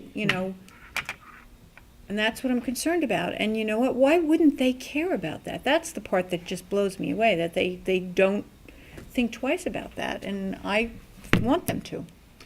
Well, Nancy, if you read the final part of this, the fine can be substantial. You can get $1,000 fine and 15 days in jail. To me, it's not enough for a big tree like that. I don't know. Okay. I know what they cost. 20 of them in the last 4 years. Very expensive. Yeah, they are. Any more discussion on the, To be continued. clearly to be continued, yes. But yes, the first step is the mayor's The memo. first thing you ought to be doing is deciding whether you want to have the ordinance inspectors take these people to court. I mean, if you're talking about increasing fines at a time when you're not even moving to take somebody to court, that's not going to scare anybody off. Exactly, 15 days jail is something. I think you're right, people shrug off the dollar amount. Jail time sometimes is enough, because it can be, but again, you're right, and pushing that forward, I think, is the first step. You're gonna have, in order to take them to court and get a fine, you're gonna have to prove who did it. I mean, it's one thing for one to know who must have done it. It's another thing to prove who did it. Did anybody observe it? So, Well, I think some of them have admitted to cutting them down from what I I'm understand. not trying to oversimplify that. No, not at all. When, it's a criminal prosecution and you have to prove guilt beyond a reasonable doubt. If you prove guilt beyond a reasonable doubt, then they're subject to a fine up to $1,000 or jail up to 15 days or both. Do we have to pay the attorney that represents us? We have a village He's prosecutor. a village prosecutor. Prosecutes So, all yes, village code and we already do. Does he do it for free? No. In other words, he's going to get paid per tree. So it's gonna Per cost case. us $3,000 to get $1,000 back Yeah, and see them in right. jail for 15 That's right. days. Makes no sense to me. No. That's why it has to be a bigger fine. Yeah. I agree. Okay, Okay. We have to talk about this some Yeah, more. It's a little, yeah, as usual, a little more layers to it than just, Yes, but expressing a concern about the expense of prosecuting violations is not a way of suggesting to the public that you really have a concern. If it's something that's important enough to you That's to true. do something about, you should be prosecuting it, Right, if we have the proof. right. Well, if you pay $2,000 to your And if lawyer a guy wants to prosecute come for in and claim that he $1,000, didn't know it was a village tree, that's something the judge is gonna have to take into account would take into account in assessing the fine. But you gotta take a step. If you want to take a stand, you gotta take an enforcement stand. okay. If we sent a letter with all village taxes that go out addressing this and talking about the trees in the village right-of-way, our street trees, what I'm getting old, our street trees are in the village right-of-way, and that people do not have the right to remove them for any reason whatsoever, without permission from the Board of Trustees, and that Follow if- the code without permission Yes. from the superintendent of public works. Okay, but I thought, Mark, oh, we have to change that now. Well, I don't know if that was a memo to Gary. Right, So that's telling Gary that he should not issue a permit to remove a tree without talking to you guys. right. So we could incorporate that into the letter. But I'm just saying, if we put people on notice, and we've notified every single taxpayer within the community, whether they choose to read it or not, we've notified them. And Nancy, all the trees were taken down that I saw, and the stumps that I saw were at construction sites. I know. The construction site, the head of the construction group is well aware of what a village right-of-way is. I mean, there's just no question about that. He knows, and he's also instructed by the building department to park stuff near the trees. And, you know, I don't think you have to tell the general public, most people like a tree in front of their house. The problem that we're having is all construction site related, unfortunately. Okay. Any other discussion on this? Okay. Next discussion item, Steve? Yeah, this is just a continuing item, just on the Dune Church crosswalk. I don't know if people had a chance to go down I there. have not, I have to go over there, I have not. Okay, all right, so I'll continue for hopefully next meeting. See some Okay, stuff. to be continued on that. And the last item was a request from Massapequa Bike Club, which is an annual event for their bike ride on Sunday, September 20th, 2015.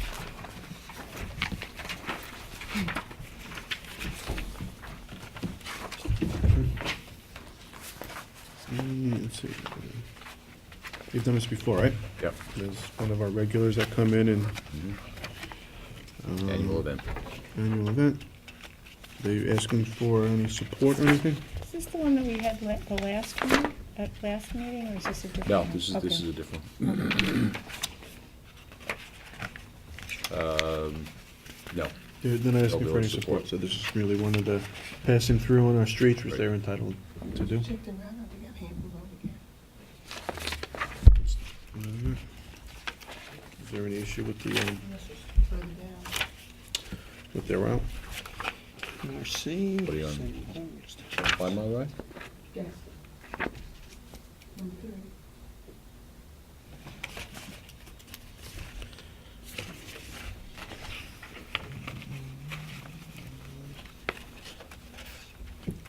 Right, or, yeah, Brenda raises a good point here.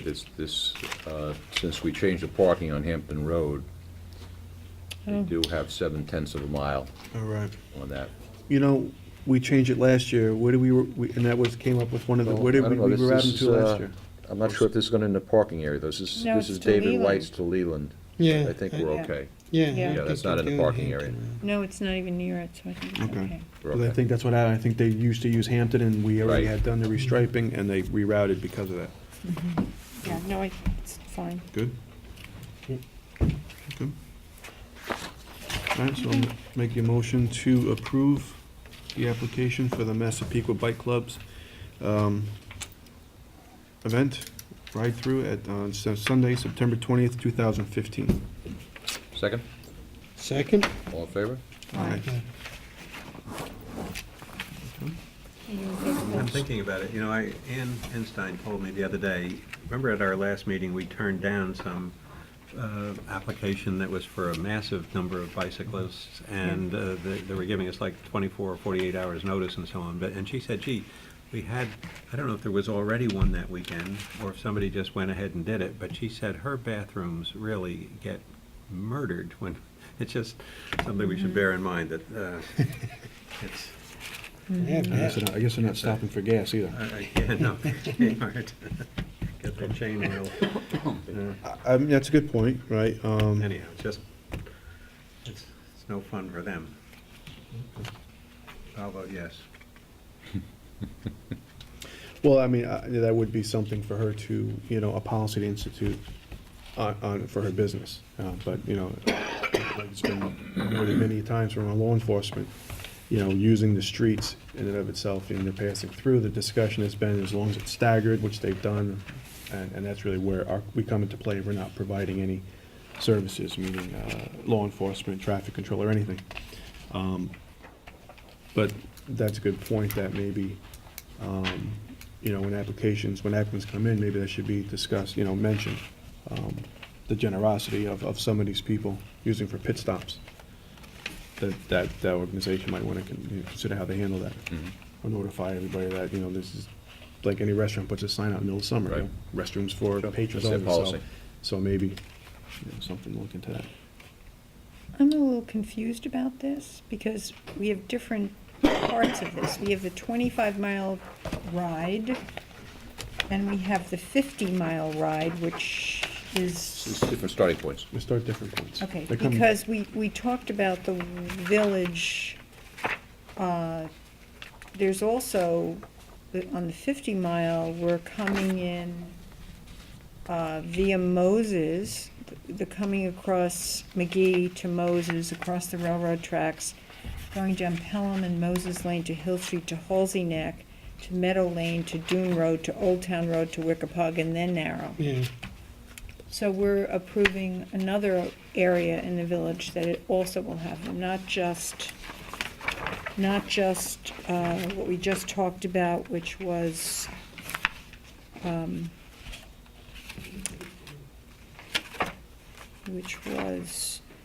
Hampton Road, David White's Lane to Hampton Road, to Leland, to Old Town, to Wickapog, to Narrow, and finish at the high school. We're also approving, as I said, let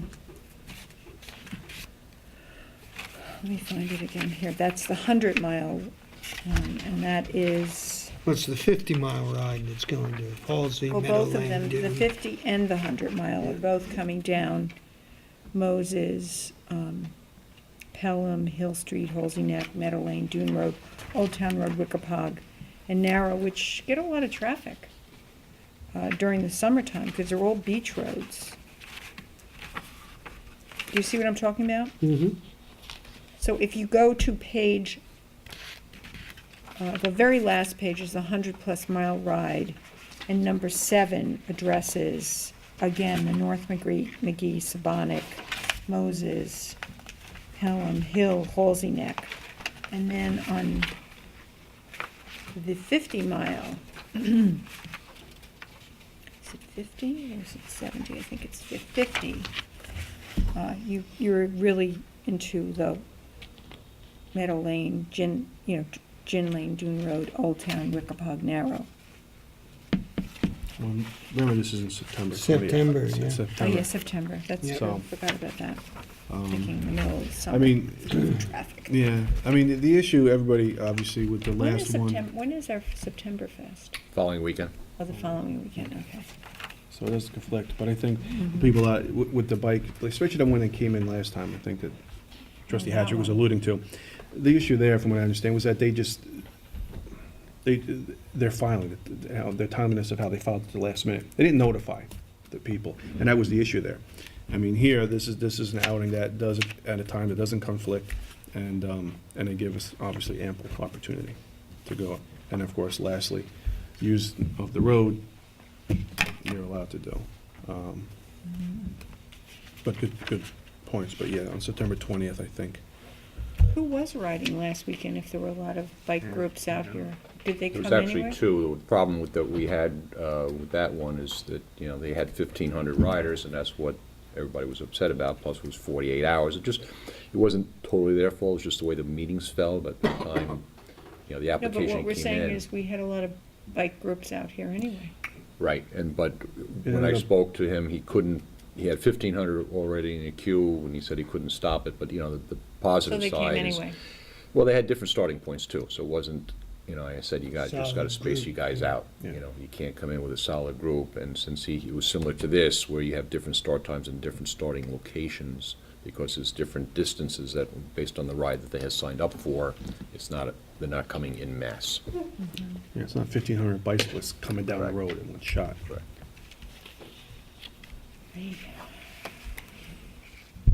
So that, they did go ahead with that Yes. bike ride? Mhm. Ah, Ann was right. I'm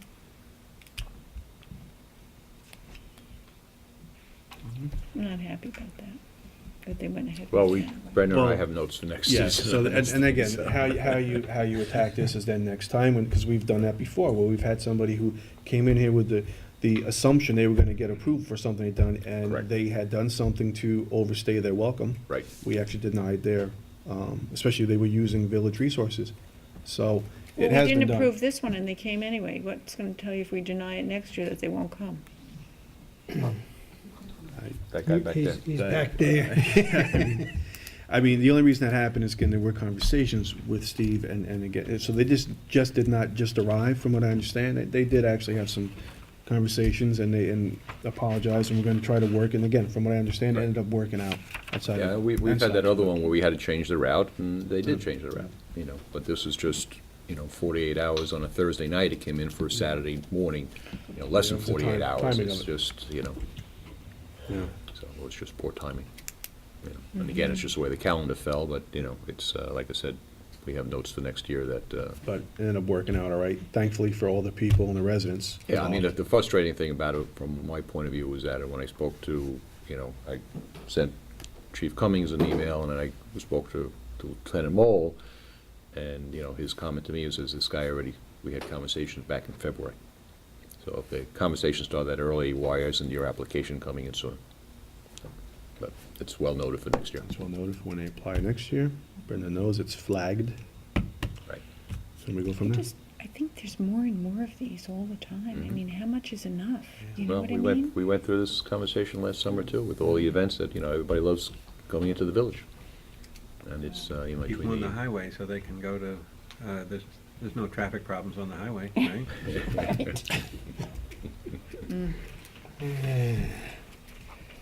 Well, we should probably, as a board, have a limit as to how many events like this should be allowed in any. 1,500 bicyclists. I know, Wow, that is should be allowed, really. It's like Omaha Beach or something, you know? It's kind of, it's really an inconvenience for everyone, because you're now sharing the road with bicycles, and it's frightening in a way. I mean, what if one Right, and goes that's, down you know, under your well, tires? The mayor's I mean, comments was that they don't obey the rules of the road. Yeah, right. That's and that is, again, you know, them just merely being on the road, they're not breaking the law. If they're actually not obeying the rules of the road, then that's where the issues come in, and we try to enforce that where we can. Exactly. But remember, them just merely being on the road and asking to drive on the road, they're allowed to. It's a public road. We always have to remember that, like it or not. Well, I don't like it. Sorry. That's I mean, you're right, there's a lot of them, small roads. We can limit it how we limit it is based on if there's one day and 3 come in, well, we pick one, and we've been able to limit it. So, Well, I think thus we far. should limit the amount of that particular category, like bicycle tours, 3 and 3, or something. Mhm. Pick it and just say, this is all we're allowing. First come, first serve. So, Yeah. something that, yeah. I mean, we have to really begin to control some of this, because it is getting a little out of control. That's my thinking, but. Right. So where do we leave off with this? Did I? No, we're good. Was the motion? Okay. On to comments. All right. So with that, comments from the board, Trustee Irving? Well, not to continue with the trees, but I knew we were. when I had gotten a number of emails and messages from a number of village residents about trees, and I started driving around, It's terrible. I couldn't believe the number of trees that were cut down. I mean, it on all the construction sites from Halsey, Elm, I know. Hill Street, Old Town Crossing, Prospect Street, there are trees down. And to make an excuse that you don't know the rules or you don't know the code just doesn't cut it.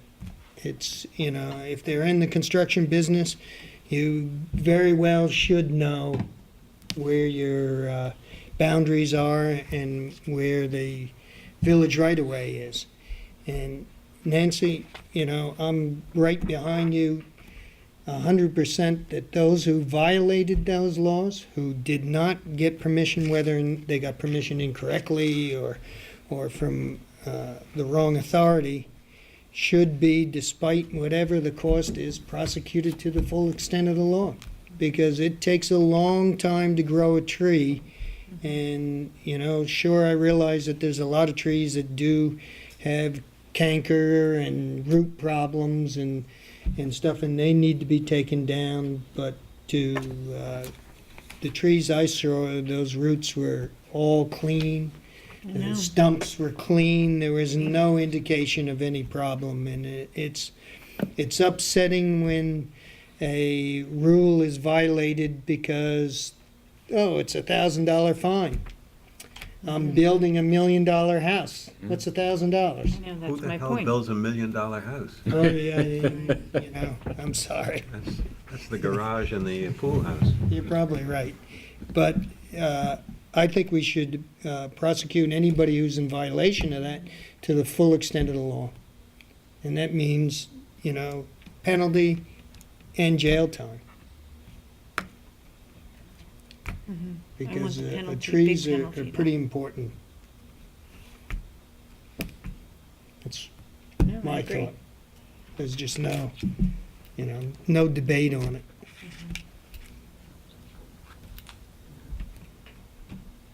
Done?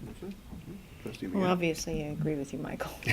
Okay. But I also, I don't think the $1,000 is enough, and I would really like to work towards seeing if we could raise it. I know that it seems to be what we charge across the board, but I think our trees are pretty important to us, and I think that fine should reflect that. So, I'm going to look at that. But Yeah, in the thank you. meantime, all right, don't wait for that right.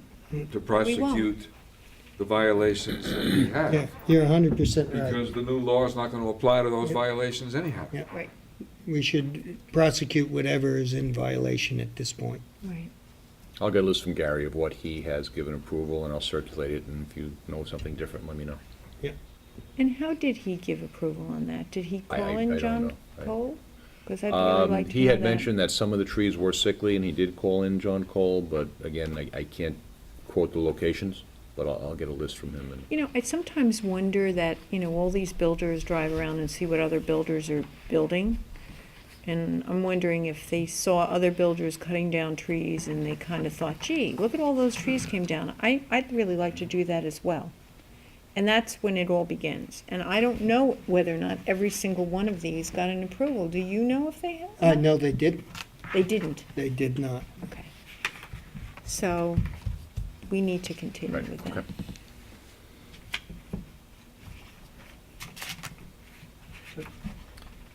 Bill? Just a couple of things. Steve, I want to thank you for talking to the Highway Department about painting the lines, but so far, I wish you would keep the foot on the pedal with them, because really the village took an awful beating this year, and it's more important than ever that we make it look its finest, and, we're just about to June.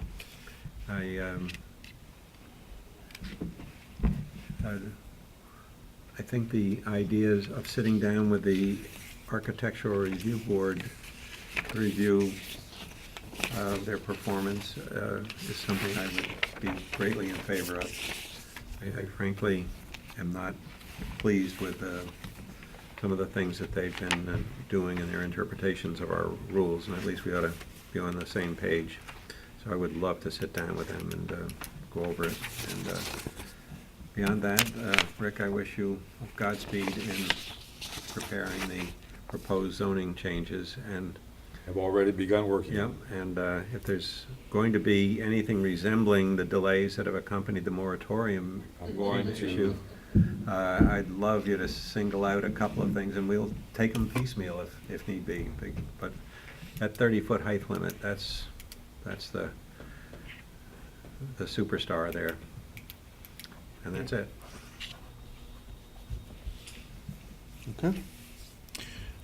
I just want to thank all the employees of the village for the official start of the summer season. It was a great weekend.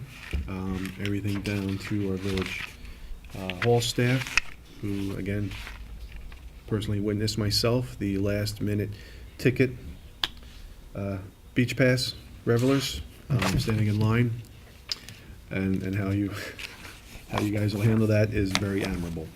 If anybody ever saw that, they would understand that. So thank you for getting that, and everybody else in Village Hall. Going down to, obviously, our police department and first responders. Thankfully, that was the largest issue of what we had, and it turned out okay, except for a couple of our officers. With the first responders handling a good amount of calls, and everything went well there. Everything down to our DPW, from our central garage to get all our equipment ready for our highway and parks department, and building to make everything look very good and pristine for the village, leading up and culminating with our Memorial Day Parade Monday morning, which is the purpose of the weekend to begin with, lest anybody forget. And as such, that was a beautiful day, beautiful ceremony. I thank Bob Grisnick and Bill Jones and all the other CVO members and Veterans Affair members for continuously changing up that program every year and keeping it very fresh and pertinent with new people, new performers, singers, and such. It was a good topic, and it was a good event, and very well attended. I thank the public for coming out. A very well attended event, more so than I think in recent years. So I thank everybody for showing up, and I'd also like to thank the press for writing a very nice article about somebody on the cover of the press this past week, which I happen to know. My dad, Chet Yastrzemski. It was a very nice article, and that really represented a lot of what Memorial Day was about with all the other veterans. So, nice article. Congratulations, Dad, and every other veteran who participated on Monday, and again, who's out there, and for what they've done for our country. So, those are all the people I'd like to thank for the weekend and Monday. With that, that's all I have. One more thing. Yes. I want to add, somebody just today told me they went to the Memorial Day service Monday, and for the first time ever, and they thought it was absolutely spectacular. I got a hold of Bob Grisnick early in the thing, but he was really going in 6 directions when I think it might be neat if you could ever arrange to have some kind of a flyover, whether it's a helicopters from the National Guard or something military, and God knows if I just would give it some real pizzazz. And if it's possible for the village to send a letter to Bill Frankenbeck's granddaughter, she has got the most spectacular voice I have ever heard, and I wouldn't miss that just so I could listen to her. She is really something special. And how I she think we ought plays to the thank her. violin. Yes, that was. Yes, yeah, my God, that was. She was fabulous. That Piling on, violin really. was fabulous. That's what I'm saying. wasn't As it? far as changing it up, that was a nice addition, because she Right. sang in the past. She had other singers there and performers, so that was a nice new touch. And again, that's what I mean. They really, the ceremony has come along. And the guest speaker, Oh yeah, General that was Patton's grandson. spectacular. Yeah. It's pretty cool Unbelievable. stuff. And the young lady from the high school, Phenomenal with the solo. female singers that sang, and then she did a solo. I don't And know the, her name, but oh yes. my God, it was fabulous. Yes, again, like that. And the 4 gentlemen, young gentlemen who sang, they sang the national anthem at the Special Olympics, so that's how they were chosen. So again, that's why I like how the organization really changed it up, and the people the performers at it, and the singers. Again, very good event. So thank you to everybody. Congratulations, and thank you for the veterans for all the service. With that, I don't have anything else to add, so we'll go into second public comment. Does anybody in the audience have anything they'd like to say? Okay. Come to the podium again. Valerie Smith, 64 Windward Way. Speaking of the trees, there's actually currently, right now, we had discussed last week, cars parking on trees. So we can save trees today. We can save trees by getting the cars off the trees, which are not allowed to be there. I just gave the chief a copy of an email I sent to Lieutenant Mole and Inspector Perez, because I have spoken to them on numerous occasions about the cars parking there, and they seem to continue to park there. So there are people that are living in those spaces that probably don't know about the codes of not parking on the village right-of-way. So just to inform them and educate them, as you were saying, Nancy, that You're getting education. confused again. There's no provision in our village code that generally prohibits parking parking adjacent to village trees. The provision that's in the code, as the mayor explained at the last meeting, is a provision that's in the zoning code and is part of the building permit process. I haven't got it in front of me. I have it right here. But that's the provision that I think you're mixing up with the provision they were talking about. No person shall place any materials or dumpster on the shoulder of the right-of-way of a That's public not parking. That's street not parking. within 30 feet of any village tree. So any materials is not a car? Parking an automobile is not doing what that section says. No person shall place any materials or dumpster on the shoulder of the That's not right-of-way. Yes, parking it is a different regulation. thing, yes. It's a parking issue, and to answer your question, yes, it is. Well, is it, However, I want to say something. That Several- provision is not a parking regulation. well, the mayor also said that if you can't park on the street, you can't park on the right-of-way. Well, I don't know if they may be, if they're violating some other parking regulation, that's a matter of enforcement. Right. All I'm saying is that there's no parking regulation that prohibits parking near a tree. So any materials is not considered a car? Parking a car is not violating that section. The mayor explained that to you last month. It was actually at the last meeting. But I don't understand how this is not any materials being a car. That's not a parking regulation. So you can take anything you want and put it next to a village tree? You're talking about parking of automobiles. Our parking regulations are in other codes. That is not a parking regulation. That's all I can tell you. I think what Valerie's concerned about. There is another code that addresses the cars. It's just two separate things, okay? So you're being hung up on the wording of this. Yeah, this particular code does not apply to vehicles, correct. There is another one that does. Okay. But That's the Rick answer is to the saying question. only in construction sites. Okay, whatever, but. But I do remember, and I am going to bring this up, and I thought that we took care of this, and maybe we need to look at this again. Quite a number of years ago, when Tom Rowinski was the head of our Parks Department, he had great concern over vehicles, and mostly they were construction vehicles, because if you go to any of these construction sites, they don't usually park on the road. They usually try and get a little bit off the road for allowing traffic to flow through. And many of them were parking on or very close to our trees because they really didn't have any room to park anywhere else.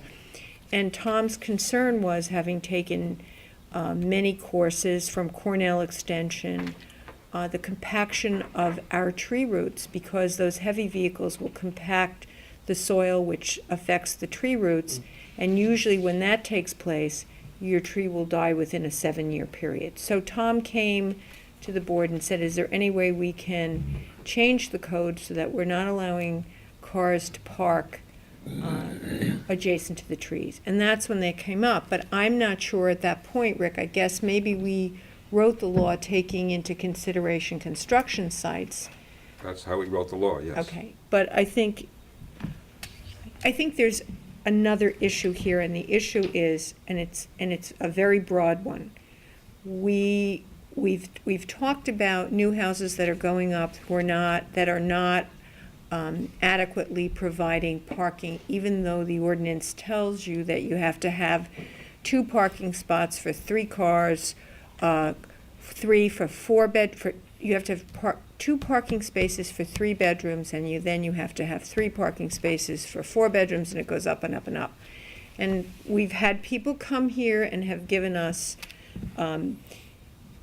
examples of how that has not been followed. And it's all over the village. You can find it all over the village. So where do the cars park then? They park on the village right-of-way, on the tree roots. So we do have an issue with that.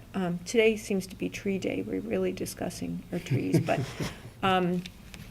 so I think we really need to either address that and maybe broaden that so that people have provided for adequate parking, or if they don't have adequate parking, let's say they have guests who are visiting, and then they shouldn't be parking in areas where there are trees. We're going to have to figure this out a little bit better. So, back to what you had said earlier about making the codes specific to certain things, like raising the fine just on people who cut down trees, would indicate that maybe there was prejudice against other codes, or just about that code? I'm not following a word that you're saying. Okay. You had indicated... We have another code that deals with parking of construction-related vehicles. Right. My point is on that is that isn't that just specific to construction vehicles? It's Yes. a little prejudice. I don't know if that's the right word, but... It was the issue that we addressed That at was the the hand. issue That's that why. was It's not presented being at the prejudiced. time. That's what was presented and to we us, and wrote a that's law what we to passed. cover it. And that's why that was worded that particular way, because that was the issue at hand. Because there's a lot of people that I don't think realize that they're parking where they shouldn't, particularly on Miller Road, because you can't park on Miller Road, which includes the village right-of-way, and they continue to park there. I've complained about it multiple times. Nothing's being done about it. Do we know why? Was there no parking signs on Miller Road? I've complained about it to code enforcement. Code enforcement knows that there's no parking on Miller Road. Is there signs? There's signage that says no parking. I think there are some signs. There's probably not adequate signs. However, I've reported to code enforcement. Code enforcement knows that there's no parking allowed on Miller Road. So why isn't code enforcement enforcing the code?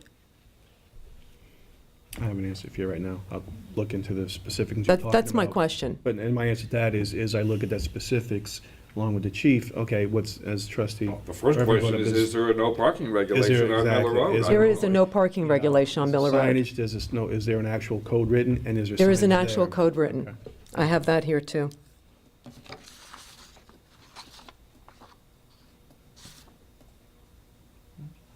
It's Chapter 110-43, Vehicles and Traffic, Schedule L, Stopping, Standing, and Parking Restrictions, in effect since 1988. No parking on Miller Road.